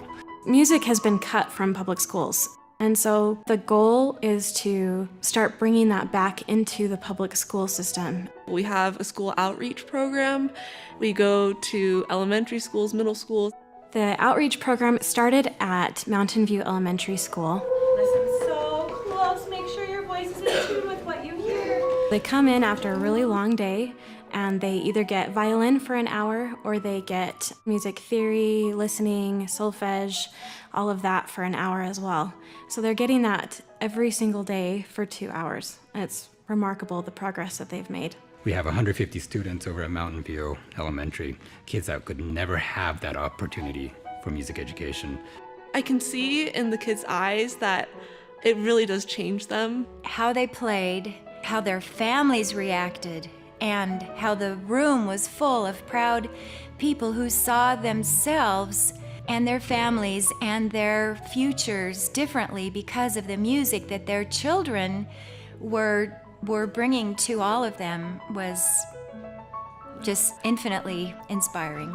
It's really just a joy seeing how it can change the lives of not only children, but their parents, their families. When they first began music classes at Mountain View, not a single one of these students could match pitch. They're now singing in solfege, and they can sight sing from a music staff in almost every key. We are funding this through the Gifted Music School to start the program in public schools throughout Salt Lake City. Let me conduct it. 1, 2, 3, ready, set, go.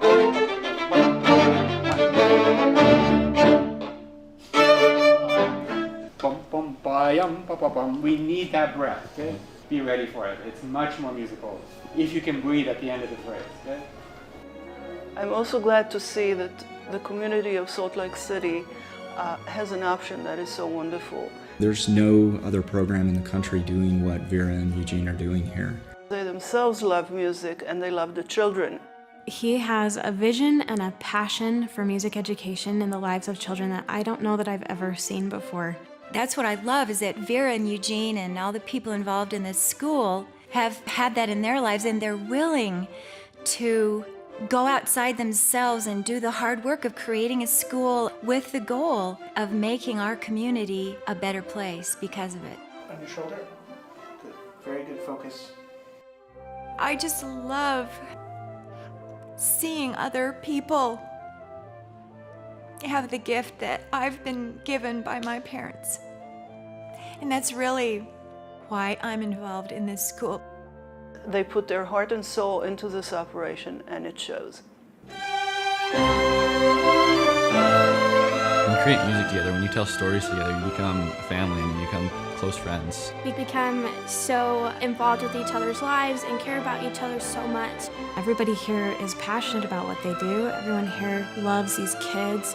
We want to bring that to every child in the community. We want to make a difference, and we make that difference every single day.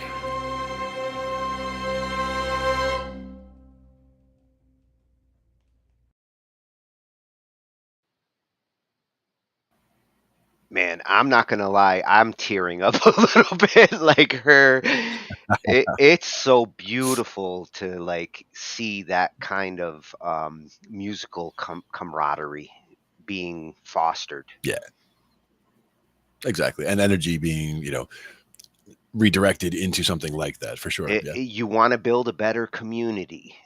That's a good way to start. Mm-hmm. Yep. When I had an aunt and uncle, and cousins lived out in the Salt Lake area for a long time. Visited out there when I was probably, 14 or 15 with my mom. And we went out there, we went skiing out there, out in Alta and Snowbird, some excellent conditions out there. It was fun.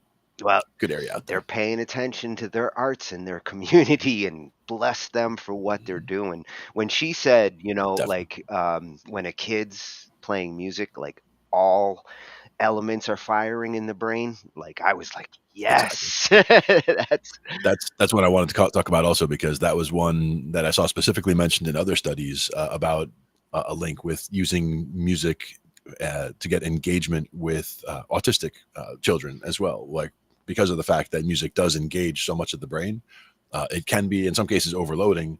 But if autistic children enjoy the music, that can really help with focus. It can help them calm down. It can help them, filter out other things that are going on. There's a lot of good things that can come from music in an environment like that. Yeah, as well. The results in the studies that they're doing there to see how an autistic child can focus musically, they're doing some great stuff. Yep. And it's never too late to start learning music theory. And again, you don't need a lot of theory to get a lot of mileage out of a little bit of music theory, because, just going at an instrument from a completely, I know nothing about theory and I know nothing about an instrument. I'm just going to dive in and see where my ear takes me. That can work great for some people. But at the same time, if you understand just a few little bits of theory, you can really get a good jump start on that. Like I was saying, just from major pentatonic and minor pentatonic, if you can figure those two things out and you can figure out what key you're in and how to make, how to play in different keys on your instrument and follow along with the music that you're hearing, then, you don't really need a whole lot of extra theory unless you're trying to compose music of your own. But if you just want to jam, noodle around and make stuff up, go for it. I mean, nobody's stopping that. It's all about what style of music you're trying. Yeah, the theory actually helps a lot more for noodling than it does for composing. I mean, we've seen on some of our like composing nights where like some of them have mentioned they don't like to apply their theory when they're trying to come up with the next original composition because the theory can get in the way. So, it can help more at a foundational level just to get comfortable with an instrument than necessarily write the great composition. Mm-hmm. Yep.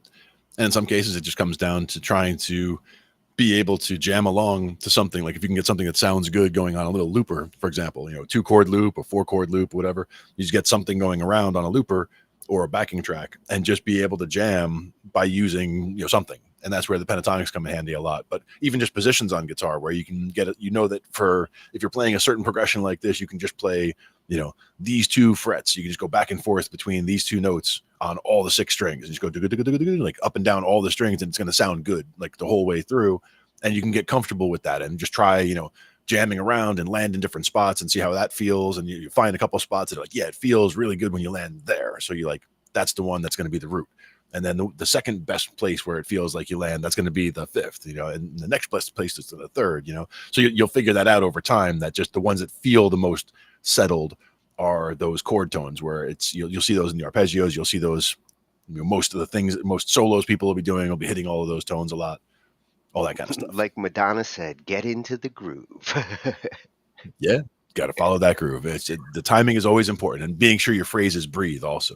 Don't be afraid to breathe when you're playing, because a lot of times, a lot of people, they can just, once they start learning some scales, it's just just constant notes all day. But you got to look back at the blues guys, and then you get that phrasing stuff down where you can do a couple of notes and then let that note hang for a bit and then let some space breathe.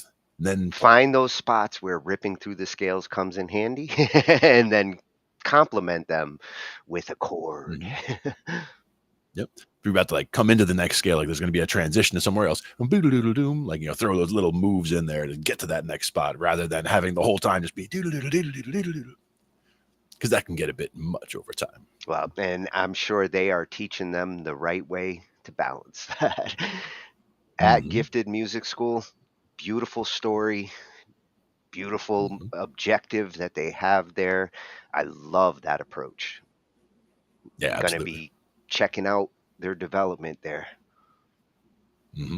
Very cool. Now, a virtuoso. Mavi is the one who kind of got me searching here, because a virtuoso, would you say, is like, a musician who's just a master at their instrument? I would say so. It comes down to that, because they can just basically pick up the instrument and just spit out, whatever, whether it's, it should be, some people, they can do just any piece, you could mention a piece name and it's something that they've heard before. They'd be able to just spit it out on the spot. Other people, it would have to be something that they've worked on before, but they would be able to reproduce, you could name any song and they'd be able to work on it and come back to you with it, and play it flawlessly, within a short period of time. So would you say a virtuoso should be able to play just about any song with their instrument? Like, if they know the song and they know the instrument. See, some of it comes down to, I know there's a lot of classically trained musicians who, if you were to just tell them, just play me something, just groove along in A major for me, they would be lost. Like if you don't have it on the sheet music for them to read and play from the music, they have nothing. But it's not all classical musicians. This is just something that has to do with the way that they're trained. It's basically they understand how to do scales and all of that, but they're really not trying to improvise with anything they're doing. Everything is about playing certain pieces in a certain way. They don't actually have songwriting ability. They just have song recognition ability. Right. And it's more that if you were to hand them some sheet music, it could be something that they've never seen or heard before. You give them the sheet music, they could put it up in front of you and play it flawlessly from the sheet music. But if you were to just say, if you were to just describe it, it's an A major pentatonic run that, whatever, and you kind of describe it to them in that way, they might be able to figure it out, but they're not as apt to do so. Like most of the time it would have to be on the page for them if it's that style of thing. Whereas again, with a virtuoso, it could just be that they spent so much time with the instrument. Somebody like a Victor Wooten, for example, good example. Playing the bass from a very young age. I doubt there was a lot of music theory at the very young age, music or reading sheet music or anything. I bet it's a lot more feel involved at that point. Whereas something like with piano, somebody like a Mozart, for example, with piano, it's much more of, there was sheet music involved, there was composition involved when he was, super young and everything else. And I'm sure Victor was writing music very young as well. Again, I just don't know how much of it was formal music training at that point versus just playing and jamming, getting that, getting that feel from what's going on around. Well, I certainly would call him a virtuoso. Like, yeah, exactly. the bass techniques he has are like none I've ever heard. Yep. And again, a lot of it comes down to just the sheer number of hours of experimentation and, what the exploration was. Because you could sit there and you could say, oh, I spent 20,000 hours playing bass. And it's like, okay, well, if you just played the same thing over and over for 20,000 hours, you'd be really good at playing that. But how, if somebody asked you to jam in the key of G, could you do it? Like it's a question of, did you practice the right things? Did you learn the right things? Did you, build up the right skills, or did you just ingrain bad habits? Like you could have really terrible playing habits that are going to prevent you from playing fast ever, if you play it the wrong way. Like if you're playing with your fingers way out from every note, like you play a note, boom, and then you get your fingers way out of the way, and then you come back in and hit another note. That's a habit that you might pick up when you're playing by yourself, teaching yourself. And if you don't know any better, you might make that the way you play, and you might be able to play really fast at some point in the future, but you would play so much faster if you were playing with a proper. Well, you want to maximize that 20,000 hours. So your exercises should vary, because if you just do one exercise in the gym all day, you might make your arms bigger, but that's not necessarily going to be good for your overall physique. And to me, it was just I've always had, a lifelong thirst for learning. Like, I'm always wanting to learn new things. And whether it's music stuff, even if it's a thing that looks like an easy music theory thing, I'll watch it anyway, because it might make a connection click that I hadn't thought about before. Or it might be some piece of music theory that I missed. I might have been snoozing that day when I was going over that or whatever, like something else that I either needed to hear. It's like a lot of times the information comes at just the right time. Like I got just far enough in my music theory to have this conversation about, this interval of chord, or, using this inversion of a chord versus that inversion, and switching from this one to that one and doing these little arpeggios makes it really fast to just do, a very easy way of staying in with a chord progression and following along just by using these quick little flips of inversions for the chords to keep your hands in the same place. Like we were talking about, a 1, 5, 6, 4 progression, and how that 5, 6, and 4 are all close by, but that one's way over there. So you just use an inversion of that one chord. Now they're all in the same neighborhood, so you can all stay right here.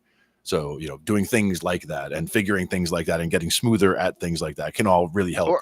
Or like we've said, try a different instrument, because then what you're doing and the inversions and the approach you take is going to be different, because different instruments have a different perspective and a different role. That's another thing that, with me being a bass guy, a lot of the time, like if I think about, if we have somebody else coming to play bass, like I'm like, yeah, I'll move to guitar or keys. I'm not as familiar with what a guitar player or keyboard player is supposed to be doing in the song. Like I'm so used to being on the one and on, and keeping the pulse of the song going, that if I'm on rhythm guitar, I should be in sync with whoever's playing bass now. But it's not my job to drive. Like I have to, I'm free to like break away and solo. I'm not used to that. Sometimes it can be, depending on how the bass is being used. And in funk, it definitely is your job to drive.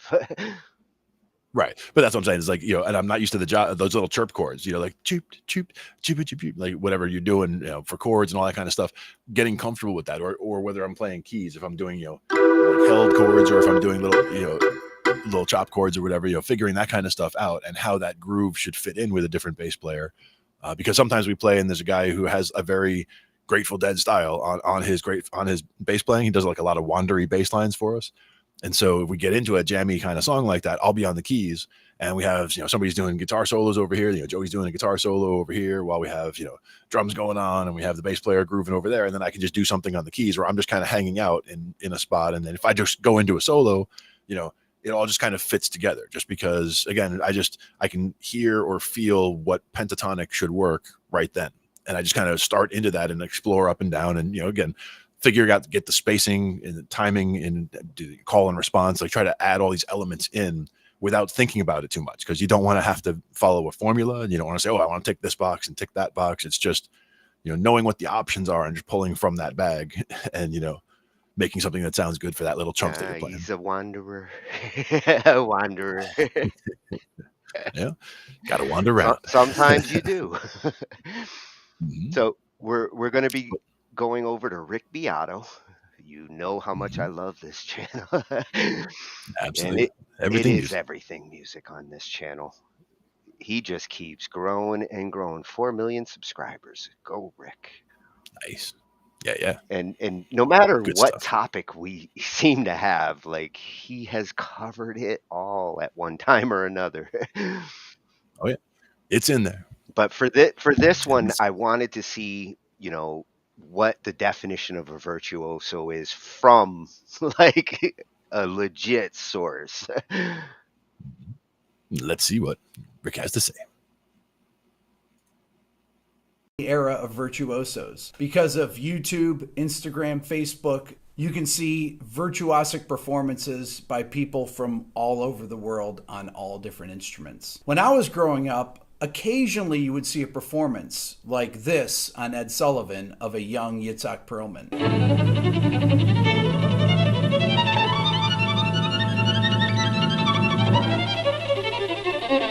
Or even this performance by Oscar Peterson, essentially giving a masterclass on the Dick Cavett Show, another one of the biggest talk shows of the 70s. Sweet Georgia. Yeah. If you invent something as an alternative line, then you can play the same thing with two hands.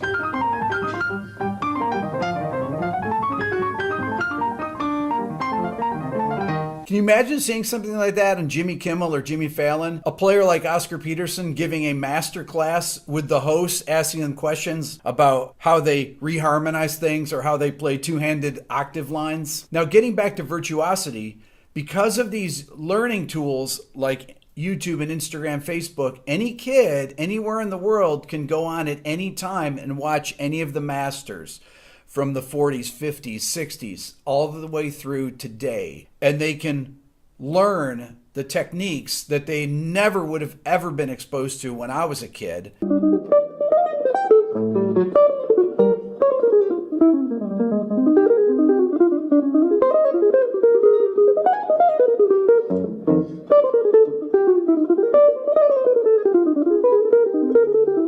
You never even heard these things or let alone seeing them. Just like seeing Eddie Van Halen tapping the first time. When people heard it, they didn't know what it was. It's actually an incredible time. There are guys like Rick Graham, for example, who's a great guitarist who's on YouTube and Instagram giving away his ideas about technique and playing for free. Now, virtuosos have been around since the beginning of Western music. If you think about it, all the greatest composers like Bach, Mozart, Beethoven, Chopin, Liszt, Paganini, you don't have to have heard recordings of them. You just have to look at their music and read contemporaneous accounts of their playing. People said that Paganini was possessed by the devil and had 4 joints in his fingers because they were so mesmerized by his playing.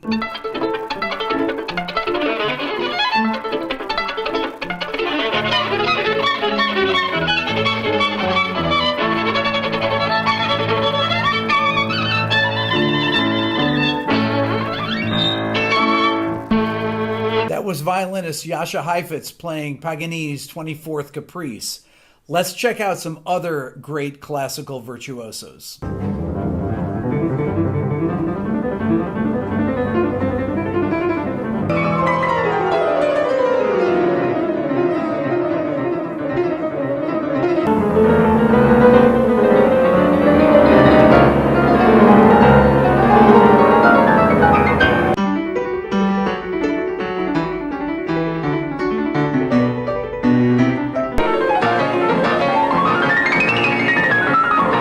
Now, these artists only have the music that the composers wrote for them, which happen to be these incredibly virtuosic works that only the greatest players can play.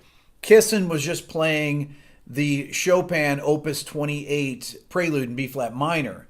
And you have to be a virtuoso to play these pieces, especially at those kind of tempos. Now, what makes jazz, fusion, and rock completely different than classical music is that you're actually improvising.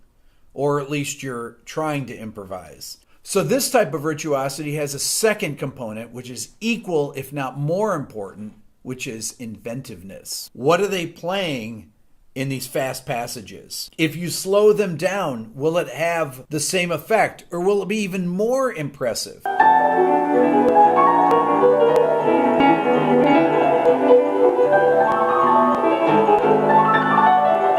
I say yes. The people that are true virtuosos, if you slow down their playing to have speed, the stuff becomes even more incredible. Let's listen to some jazz, fusion, and rock players.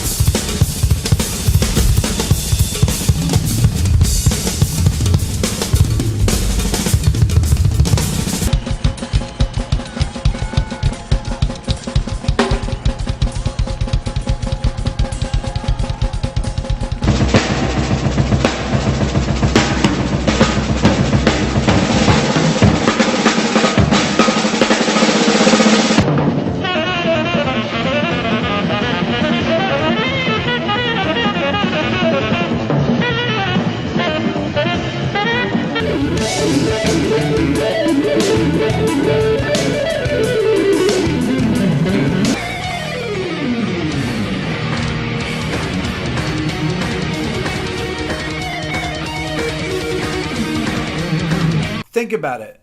We live in a time where any of these videos are available for anyone at any time to learn from. Virtuosity isn't always just about breakneck speed. This clip of George Benson is virtuosic because it is grooving so hard.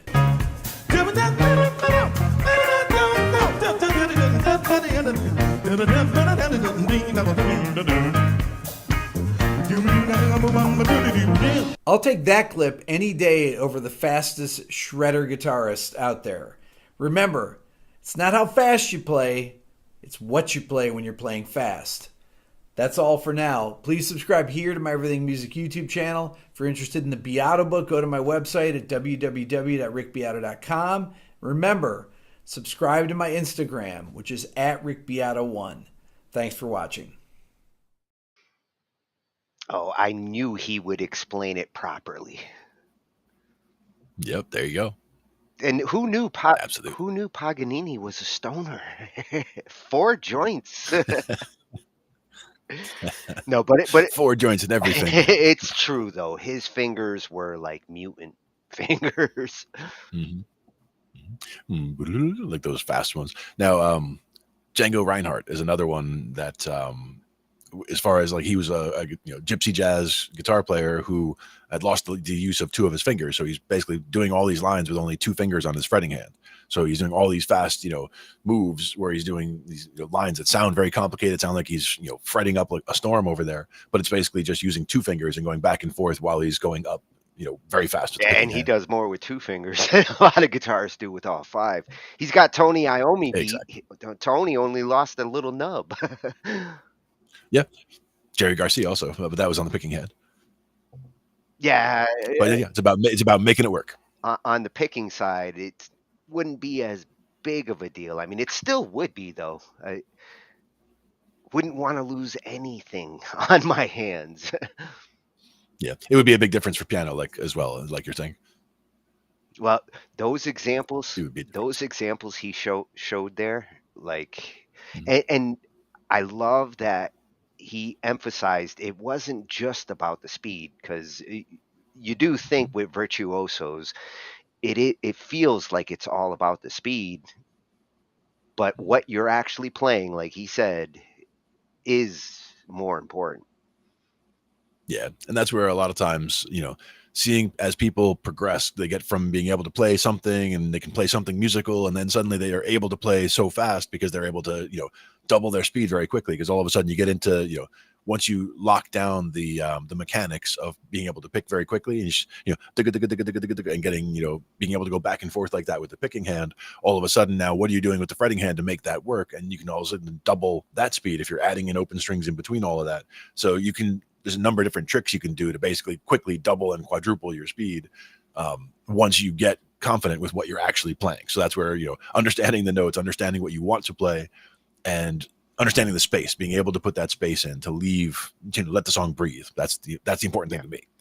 Yeah, and as he mentioned, like improv is the beginning of becoming a virtuoso, but inventiveness really is a sign of the virtuosos. Their ability to invent more than improv, to come up with new techniques, like Eddie doing the finger tapping. I mean, it's not to say that it wasn't done before, but certainly the way he did it was inventive, and it became a staple in his sound. Mm-hmm.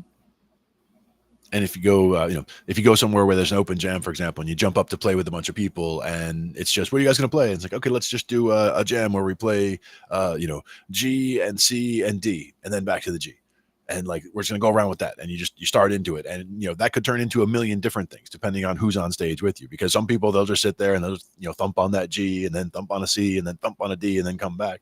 Other people, they're going to work with that as a chord progression, bounce off each other, and turn it into a whole thing where, it's building up in intensity and then it, breaks down. And then, like all these different things are happening as all interactions between the musicians. It's something that, depends on who's on stage. You get. That's where some of the dynamics of the song actually start to come out by those who are bouncing around like that, improving, giving it rise, fall kind of feel. And even, being able to give signals on stage where, okay, you go, like, his turn is he's going to start a solo, and then he goes off onto a whole thing for a couple of rotations. And then as soon as his comes down, like we build it up for him. And then as soon as he breaks out of that, then it's the next guy, you go, and it goes to the keys and he goes, being able to get those kind of communications to happen just through like, nods or, eyebrows. You're like, Yeah. Well, you got to get your, you got to get your musical face on. Yeah. And even if you're not looking at somebody, like, a lot of times I'll spend a lot of time looking at my hand while I'm playing bass. But if somebody's trying to give me a signal from over here, like I can signal to them that I hear them. Like I give them, like I'm looking up at them, even if I'm not looking right at them, like they'll see that I'm acknowledging that I'm seeing them. I'm like, oh yeah, I see you. Just don't give me a stinky face. No need for that. We're all on the same team. Those are the faces we avoid. It's all about a unified front when you're on stage. That's why there's no bickering on stage, no fighting on stage. It's, once we're up there, we're a team and we're all in it together. So like, if someone's just going to stop mid song, we're just going to keep going because we're going to ride it out, because you don't stop. That's one thing. So like if the drummer stops, that's fine. This is just the part where the drummer sits out for a second, but we're going to keep that groove rolling until he rolls back in. And then we put a proper end on it, and then we can talk about it. But we'll talk about it when we're off stage, because while we're on stage, unified front, you're like, yeah, good job, everybody happy, okay, good. Later on, be like, don't stop, man.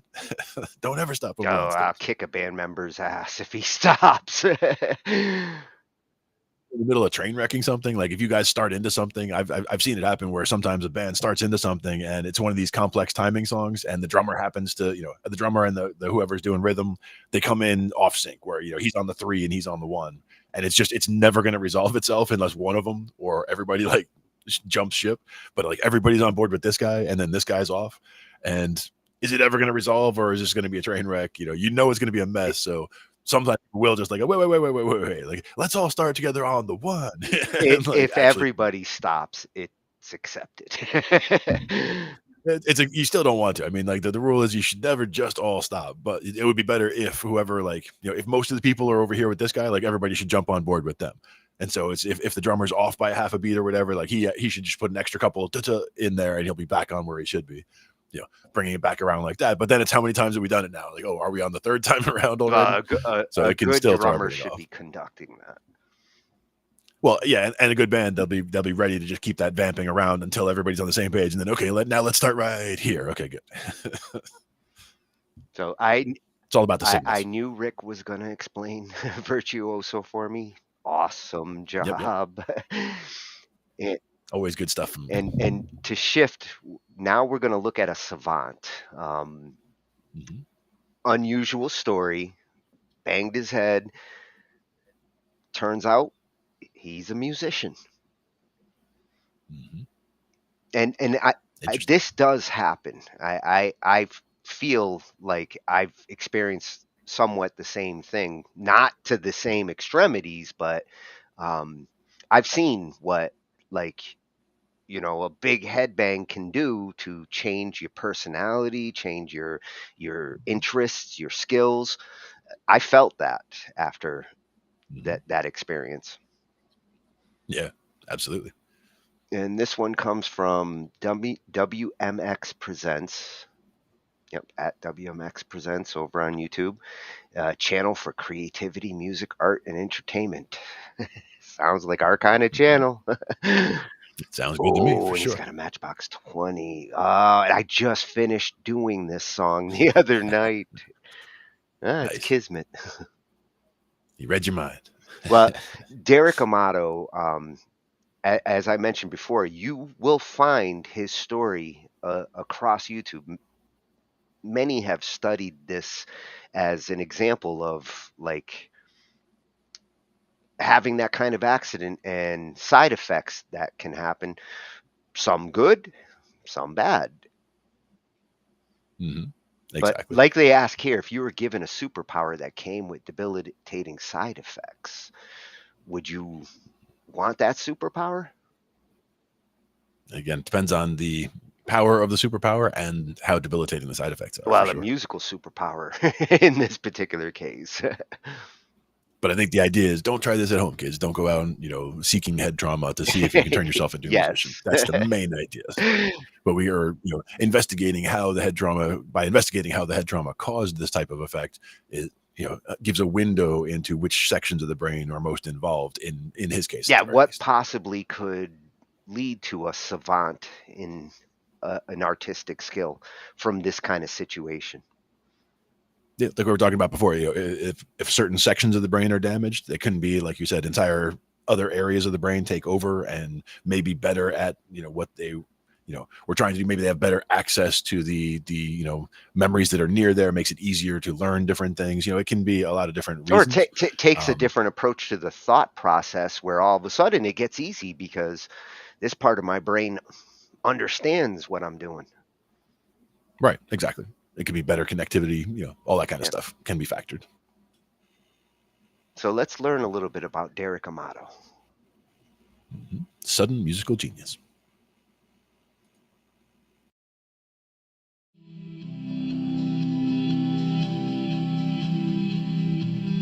This gift isn't for everyone, I don't think. It's exhausting. The thing with Derek is that he's an anomaly. He's literally 1 in 8 billion people.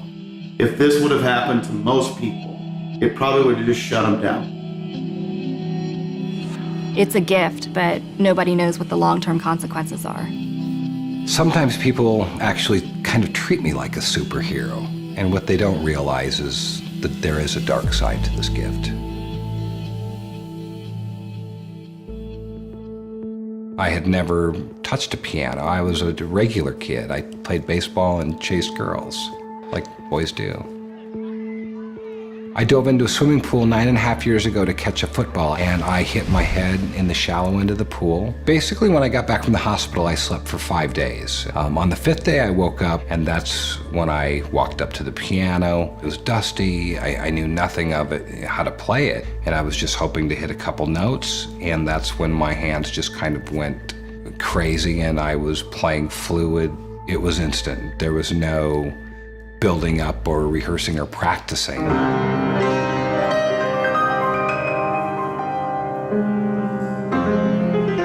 I don't even remember being really shocked. I was just kind of like something profound was happening. I don't know where the music comes from. I can tell you that Derek couldn't do it before. And it's amazing, it really is. It brings tears to people's eyes. It's almost like the ghost of Beethoven jumped into my body, right, and took over, and I just kind of went crazy. He has a fluidity of movement that a lot of early players struggle with. It's about a 1 in 100 million chance that somebody's going to go have a head injury and have some kind of acquired savant skills. Depending on how proficient a musician a person wants to be, we know from lots of studies that you need to put in the hours. The extraordinary part of his story is this fact that it seemingly happened overnight. Derek's example is one of unlocking his brain's potential, and unfortunately it's associated with side effects. I've always thought there's nothing in this world that can make you feel like you don't want to be on this earth. Sometimes the headaches are so bad, I'm almost begging to just not even have to be alive to deal with it. I worry about his headaches. They seem to be debilitating, and they can last for days. I've had extreme migraines since my accident, loss of hearing, memory loss, light and sound sensitivity. It's the brain's job to filter out external stimuli. Sometimes it happens too in the midst of a head trauma or something else that's causing the brain to fire excessively. There's so much information that comes in that it overloads the filtering mechanism. When I go out in the real world, it's like overstimulation. Every noise is heightened. It's sometimes too much to where I just can't take it.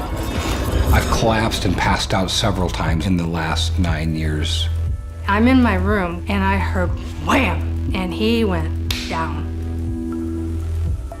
When I walked into the bathroom, Derek was sitting on the tub and he had blood coming out of his nose. Since I woke up with the immediate ability to play the piano, I see these non-stop geometrical squares that go left to right in my mind's eye.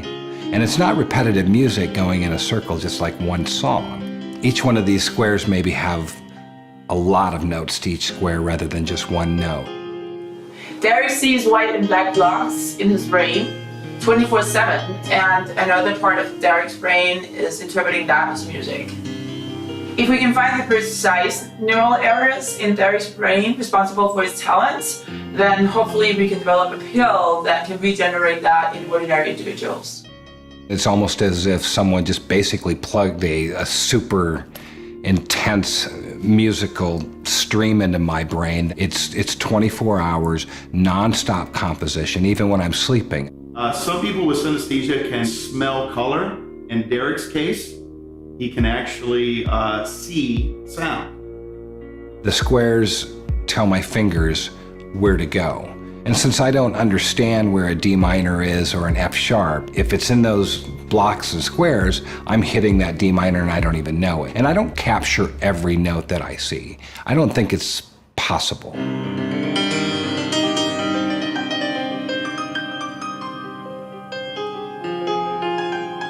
It's a gift, but nobody knows what the long-term consequences are.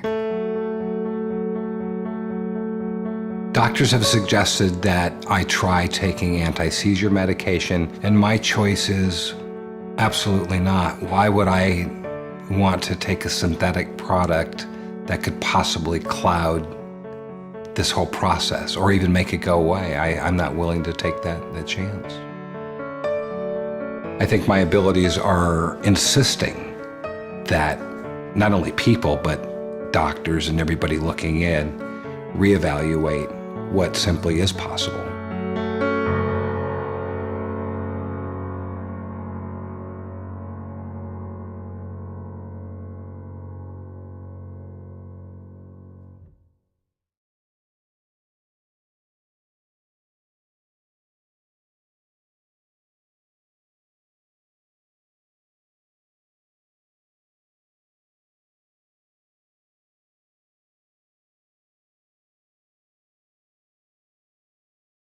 Dude, I really got to check out those human limits videos. I'm so into that. Mm-hmm. Absolutely. Well, his story, like, of never playing piano to, it's a little more drastic than your typical story, but it goes to show, like, the possibility of a skill being kicked in by something like a head bump, or what they're suggesting, possibly like a musical pill. If they came out with a musical pill tomorrow, is it something you would consider? Me, no. But for somebody who has, always wished that they could do music and doesn't have a musical bone in their body, if they could suddenly take a pill and be able to suddenly jump in and get started when they had difficulty with it in the past, maybe they would be interested in it for sure. So that would kind of be like a musical Ritalin kind of approach, where it's like, oh, take this and parts of your brain that are musical might kick in. That's part of it. Yeah. It's kind of like we talked about that window, like if somebody wasn't exposed to music in that window when they were young, and they try to learn music now, if they've sat down and said, I've literally tried, like I've gone online, I've looked at piano lessons and I sat at a piano and I tried it and I just couldn't do it mechanically, or guitar or singing or whatever, any way that they tried to express themselves and they've been trying different ways. If there suddenly became something, like that, they might be interested in a pill like that. But again, for me, it would be something that I wouldn't want to mess around, chemically like that when I already understand music pretty well. And I mean, I could get better, of course, but to me, it's a lifelong process. And I feel like I'm far enough along in my journey on several different instruments and understanding of how, music is made on different instruments and how it all comes together, that I wouldn't want to interfere with that in a chemical way. It takes us back to last week when we watched that video on the influences of THC in creativity. Sure. Yeah. I would say that is more of a temporary thing, but sure. Well, that's more of a mood adjustment. So if you are musical, experimenting with drugs might adjust your musical like tastes or perception. In this case, if you're not musical and you take something that starts to kick in parts of your brain that might make it easier to learn an instrument. I mean, it's I'd want to see massive testing before they just started rolling out something like that, because I could see a lot of people like being guinea pigs. To me, the main thing is that so many people have been exposed to music throughout their lives, whether it's at that critical period when they were young or not, and whether they feel like they're musical or not. I think anybody can be musical if they really want to. And it's just really comes down to if they're willing to put in, some time to study. And it's not that, you have to put in the 10,000 hours before you're going to enjoy any of it. You can really start enjoying playing right away. It's about the methods that you use. And I've seen some, some piano guys So if online. you could take a pill that like was proven to turn you into Rachmaninoff all of a sudden, that would. I still wouldn't be interested. No. Again, to me, it's to try to anything that's a shortcut like that to me isn't worth it. Like to me, getting to that point, like I'd love to be at that point of piano playing, and I know that there are some online teachers who claim that they could get you there in 2 months, just based on certain things, and it's probably true because it really is just a matter of I already have the understanding of how these things work. Like we talked about the doing a circle of fifths exercise, going around and picking a chord progression that you like and just playing it around in every key, going from around the circle of fifths, getting comfortable with how to play them all on the piano. As you get more comfortable with that exercise, you're literally working out, playing in every one of those keys, maybe only those 4 chords, sure, but for being able to play a progression in all 12 keys around the circle means that all of a sudden you shouldn't be intimidated by anything, because any song that you want to play, you've played in that key before. It's like, oh yeah, you can jump over here and just do the same thing. And I'm with you. I wouldn't want to go the fake route. I don't want my muscles because I pumped myself full of steroids. I want my muscles because I built them up. Right. And in this case, it's something that it's it doesn't take as long as we all think it does. Like people think it's going to take years and years before you see any progress. And with some things, like when I first started playing the bass, I wanted to play all the time because I got the bass, I got books to look at, I got songs I wanted to work on, I was watching videos, like all this kind of stuff, but my hands couldn't take it. Like I literally couldn't physically play for more than half an hour or an hour at a time before my hands were getting tired, because I had never played stringed instruments for any period of time before. So I had to play a little bit and then put it down, and I was sitting there wishing I could play more, but my hands weren't up for it. So I would learn more while I'm watching stuff. But as I built up calluses and all of a sudden I'm able to play, like now I could literally play for hours and hours. I mean, on Wednesdays, I go to one studio in the morning for a couple hours, then I go to another studio for a couple hours, then I go play out later that night. It's a matter of, and it usually doesn't even get to the point where I get, build up a blister or calluses or anything. But sometimes if I'm playing like really fast parts, like dugga, dugga, dugga, dugga, dugga, and I'm going back and forth like that on the bass, sometimes you'll start building up a callus or what have you. But it's not like I can't play, and it's not like my fingers ever bleed from ripping my fingers apart or anything. It's just one of those things that I can now play as long as I want to, because I built it up over time. You've definitely become a musical bodybuilder. Exactly. And just from playing like a little bit every day is important. And some days I play hours, whether it's a little 5 minutes here and an hour there and whatever. Some days I don't play at all, but for the most part I try to play every day at least a little bit. I'm always playing in my mind. That's the other thing, thinking about it while you're away from it. Yeah. Or you're listening to you hear a song in a movie, or you hear doesn't have to be a song even. It can just be a series of notes that you're like, ooh, I like the way that sounded. What was that exactly? And try to figure out what it was. Yeah. In that last video, when they were talking about like how he was perpetually thinking, and they showed that little clip, his hand moving while he was sleeping. Right. Again, I totally relate with that, because since that accident, I do this almost constantly, usually on my lap. What I was fascinated by there especially was the fact that he, even as he's playing those things, he doesn't understand what the music theory is that he's playing. It's just that his brain is basically telling him hit these notes and it'll sound good, but he doesn't know why or what the theory is behind it. So it's not like it shifted him into, it didn't just suddenly deposit a whole musical. I always felt encyclopedia. I always felt like an antenna got turned on when it started to happen to me. It was like an antenna turned on, and all those musical ideas that are out there just started coming in like a radio.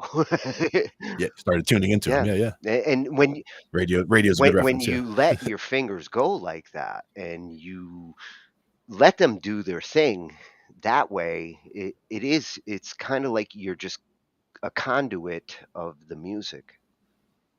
Hmm. Exactly. That's where you're more about channeling it. Yeah. That's what I did after. Like I used to try to play something, and then all of a sudden I was playing something with no actual pre-thought going into it. Like just, ooh, fingers are doing stuff. Whoa, sounds cool. Mm-hmm. Nice. And that's a place that I always wanted to get to with music. Like when I was taking piano lessons as a kid, I was, again, learning how to play certain classical pieces, and I would learn, I'd do my scales, do my exercises, but it was never about just making music. It was never about just jamming. It was never about just sitting down and exploring as much.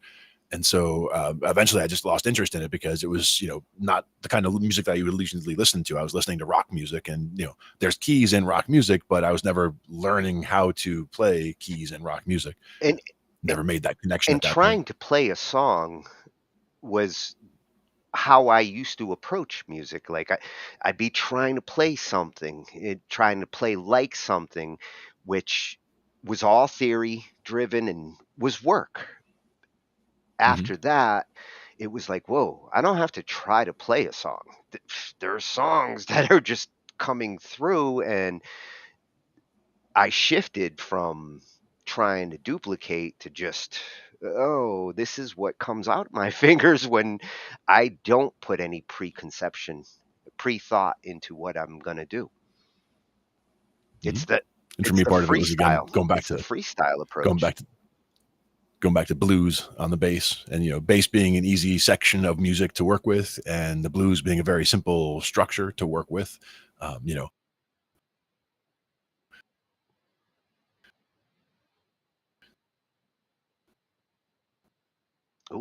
did I chop up or you? Understand. And as soon as you start into a song, you understand exactly what's going around, and it helps. Oh, the dingo ate my baby there for a second. I think it ate both our babies. I think we have time for one more, though, before they completely cut you off. Damn, Elon, leave my internet alone. Yeah, he's taking your stuff. Well, at WMX Presents, I will be back for that Matchbox 20 later. I like this. Yeah, I like this channel. I like that story. It makes me think about, the possibilities of where music is coming from. Mm-hmm. Exactly. And whether it's got a negative impact.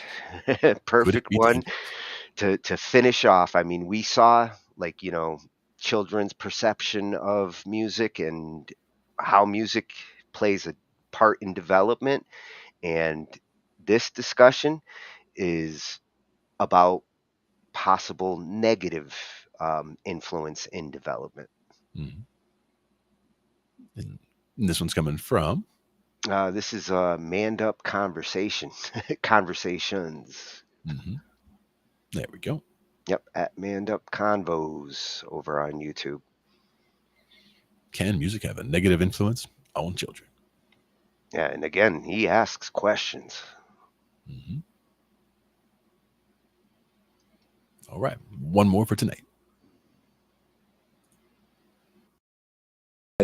We often hear about as well is the dangers of music, right? Of the music culture that's out there now because of the images, I suppose, and some of the lyrics in there. How much of that do you think holds true? That's a tough one. Most music in the world, I think, popular music, is about love and love songs. So if music had that profound effect and was able to really change, the whole world would just be in love with each other. Perhaps, I don't know. Yeah. But teenagers and music, part of our identity. It's a big part. I know for me, growing up, I grew up listening to a lot of jazz, but as a teenager, I rebelled and started listening to heavier rock and punk and things like that. The music was negative, it was aggressive. But you know what? It empowered me. It made me feel stronger at a time when I felt quite disempowered in other places. There are definitely instances, you hear these stories in America of these like terrible school shootings and how they were listening to this kind of music. Did the music make them do it? I don't know. You know, I get the impression that they were already on that path.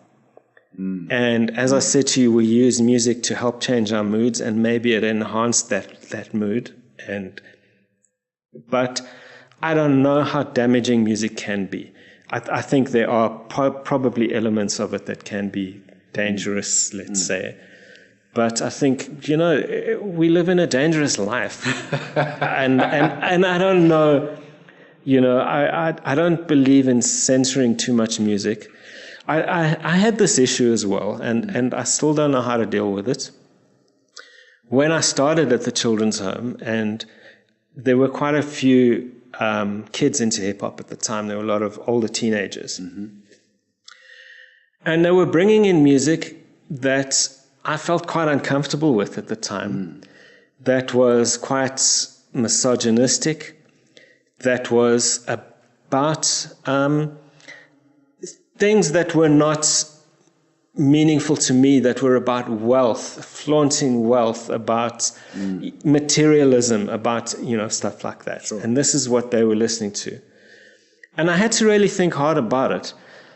It doesn't mean much to me. And to me, I actually got a little bit anxious listening to this stuff and thinking, is this what they're aspiring to? But as I said to you earlier, I'm not here to change people. I can't. My life is so different to what those kids grow up with. That music is empowering them. They are in a super disadvantaged situation. If this is making them feel powerful and good, who am I to say this is wrong? It's not wrong. So again, all I can do is model and get them to ask questions. Yes, sir.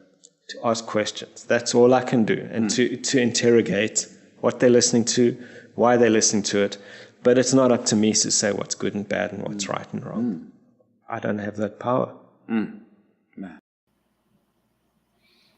Yep, that's right. It's all about the listener. Music is in the ear of the listener. I love the balance of his answer there. And that, you know, music is subjective.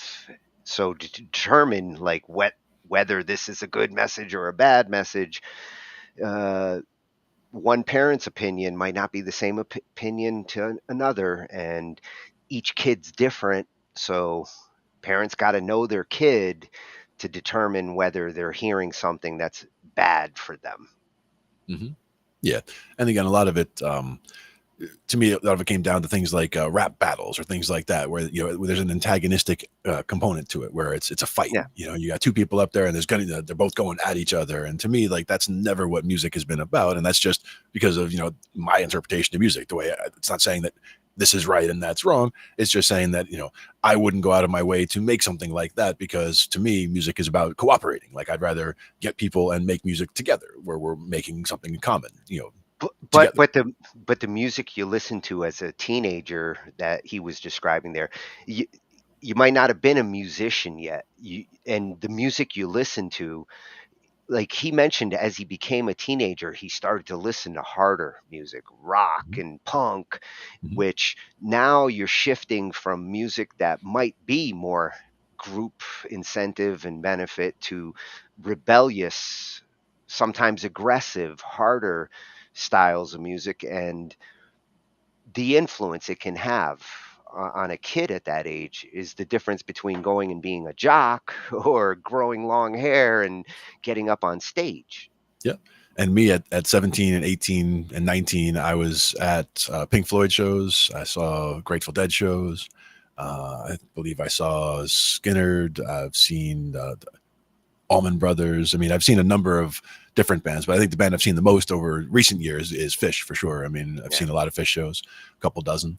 at this point, and just the sense of community and all the music that that's all excellently done.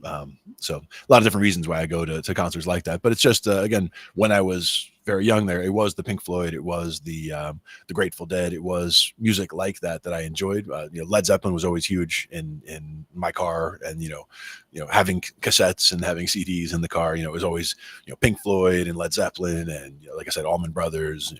Could be Tom Petty. I mean, there's a lot of different things that all Well, go into there. some of those ones you mentioned, definitely, I'd say like drugs were part of the concert going experience. Mhm. Would you say music's a drug? It can be. It's not necessarily because of the fact that there's no real downside to it in my book. Like as far as again, with a drug, if you take too much of it, there's a problem. Whereas with music, I don't see there being. I mean, if you had 4 kinds of music going at once and you're Well, trying to follow all that, maybe is a it problem. But if the drug use gets tied to the music, which some would say, like a Dead show, Mhm. man, I saw more drugs at a Dead show Well, than sure. I did in my high school. They are correlated, but they're not always together. Like there are people at a Dead show and at a Fish show and at a Pink Floyd show True. who are not on drugs, and it's it's one of those things that it's a very forgiving environment, let's say, as far as if there is drug use happening. I don't think anyone is walking around going, "Hey, put that out," because they see drug use happening. I mean, that shouldn't be happening at a show like that, because people who are there Well, understand where they are and what they're doing. let's jump back to the 80s and Tipper Gore and the like idea that like rock and roll comes with sex and drugs. So therefore rock and roll bad to our kids because sex and drugs are encouraged I in think rock and roll. they were looking at rock and roll. I think they were looking at the messages that from rock and roll and looking at rock and roll as a gateway drug to Well, actual drug. and they took it even further to go into metal and say that like this kid committed suicide because of the music he was listening to. Right. What that guy mentioned there is that like a kid who does something, the music that might encourage them, but at the same time is not pulling the trigger. There's underlying factors Mhm. that you can't blame the music at that point. Y- The real problem lies in how the music was interpreted and the actions of the individual. Yeah, and in again, usually people would say things like it takes a village to raise a kid or raise a child, right? So there's who was responsible for learning right from wrong, because when it comes to things like that, it's important. If if the whole village decides that this song is evil and will rot our kids' brains, so we're gonna burn it in a fire in the middle of the Footloose, village, footloose. if the whole town comes up with that consensus, would you still agree with that approach to I'm not a big fan of a whole town telling anybody. musical freedom? Because they burned albums and books simply for the sake of too dangerous.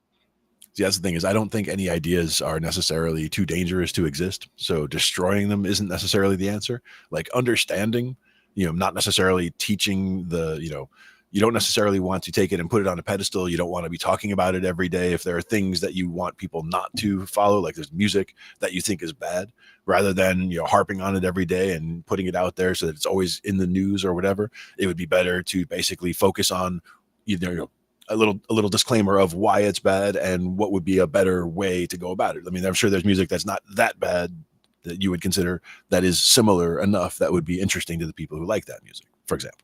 Well, and like he said at the very end, who am I to say like this is good or bad to somebody else? Right.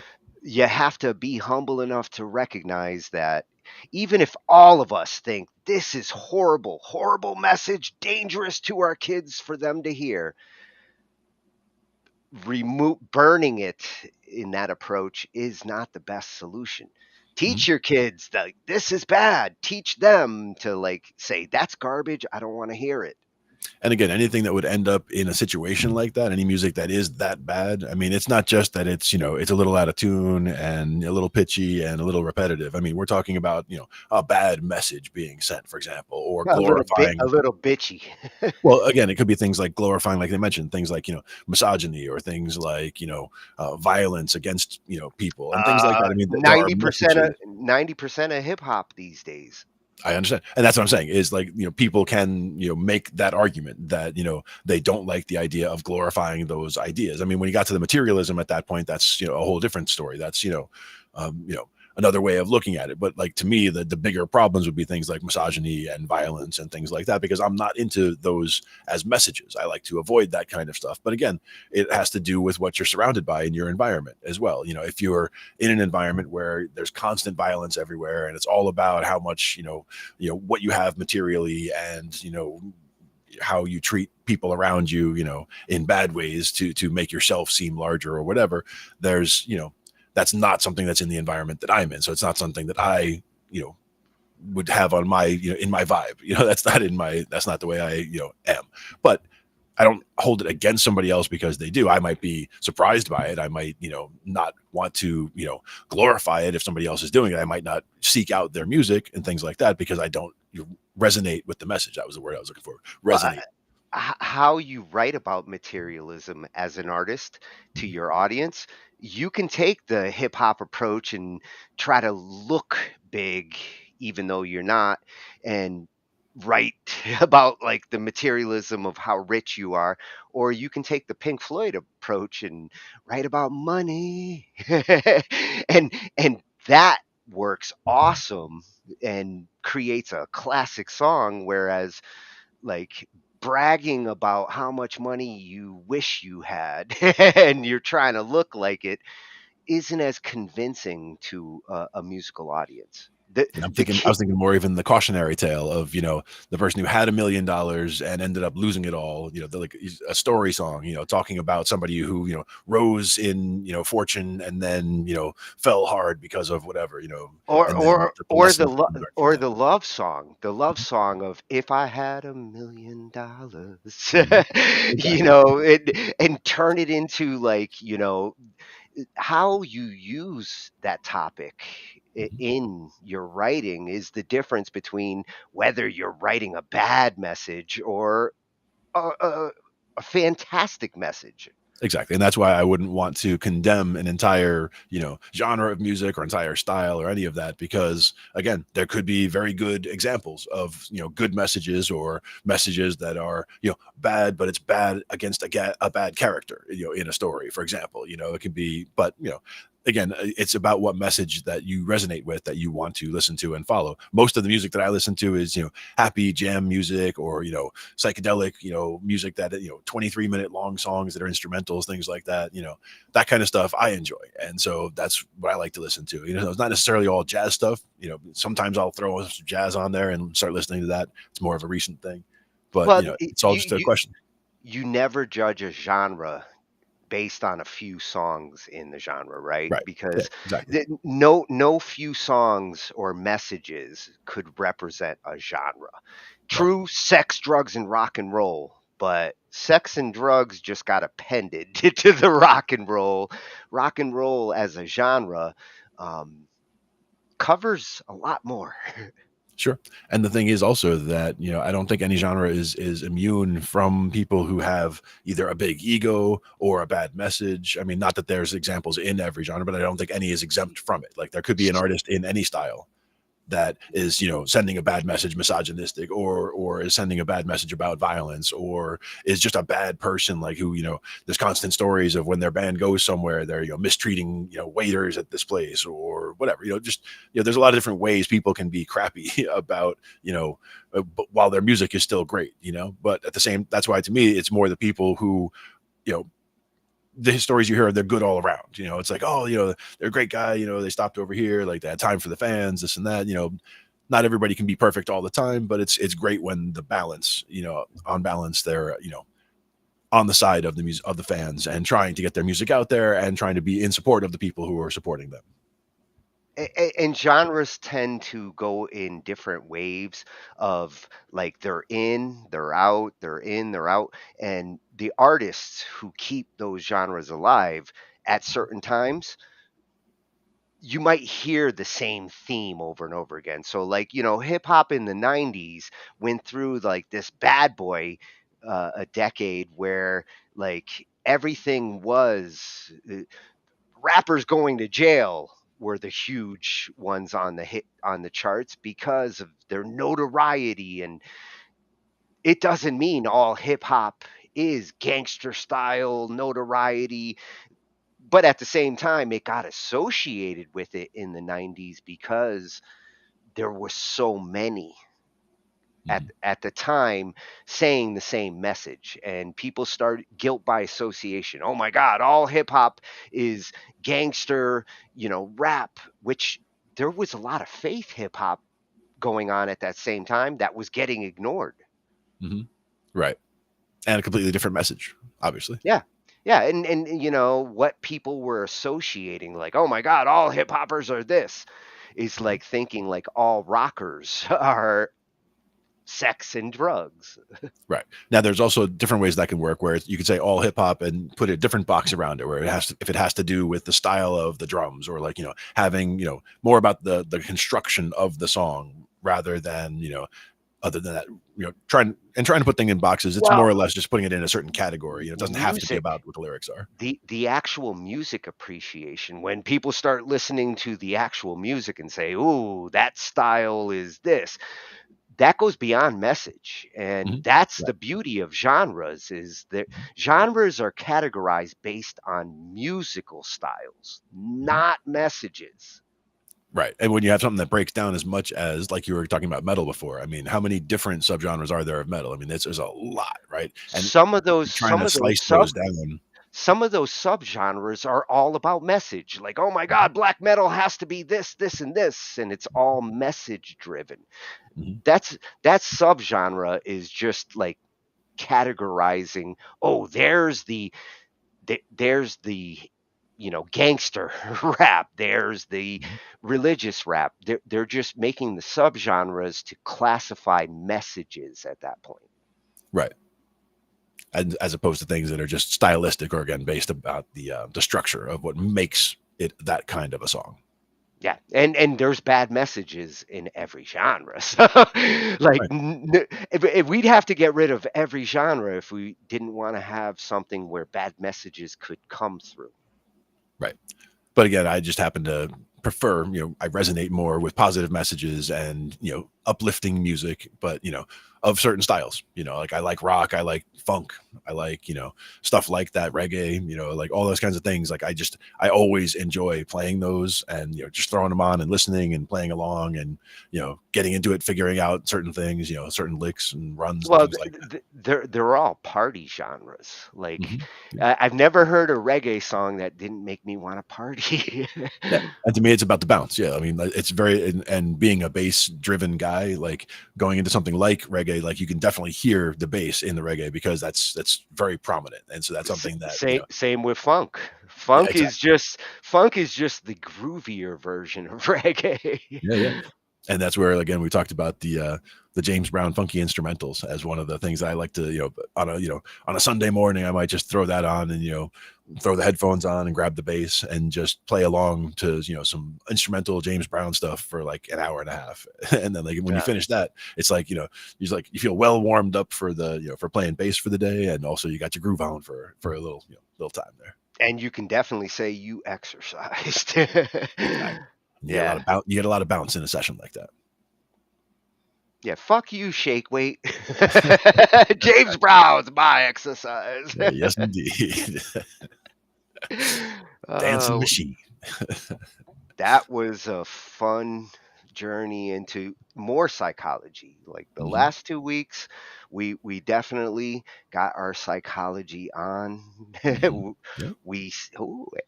Big Glenn. I'm as big as you now. Yes, indeed. But you're over there. My musical child grew up tonight. My head exploded. I figured it would. Lots of good stuff, though. Some good channels there. Some old favorites again. Some new channels to check out. Good messages around. Oh yeah, as far as that gifted school, Yeah. and seeing some of the development approaches they're doing to get kids into music really warms my cockles. Yeah, it's a good one. Yeah, definitely like that. Well, we will be back tomorrow night with Tatius on Angified Presents. That's right. And we will see you all next week on Talking Shhh I.T. with Glenn and Tony. Thanks, everybody, for coming out. Until then, see you next time.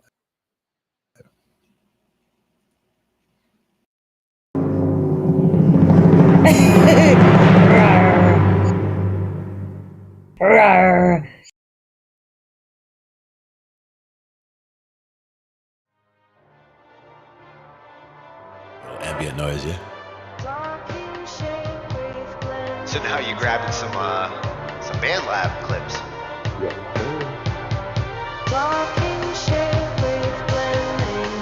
Now, for me, that would also be something where I would use like volume automation and like bring that from the bottom, like bring it in and then bring it back out. And these are the kinds of sounds you can stretch.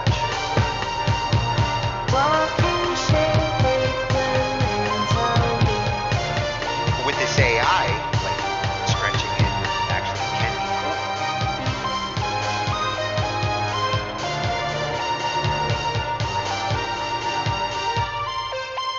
Oh, that was perfect for the interlude too. Ends it right in the right I spot. didn't even notice 40.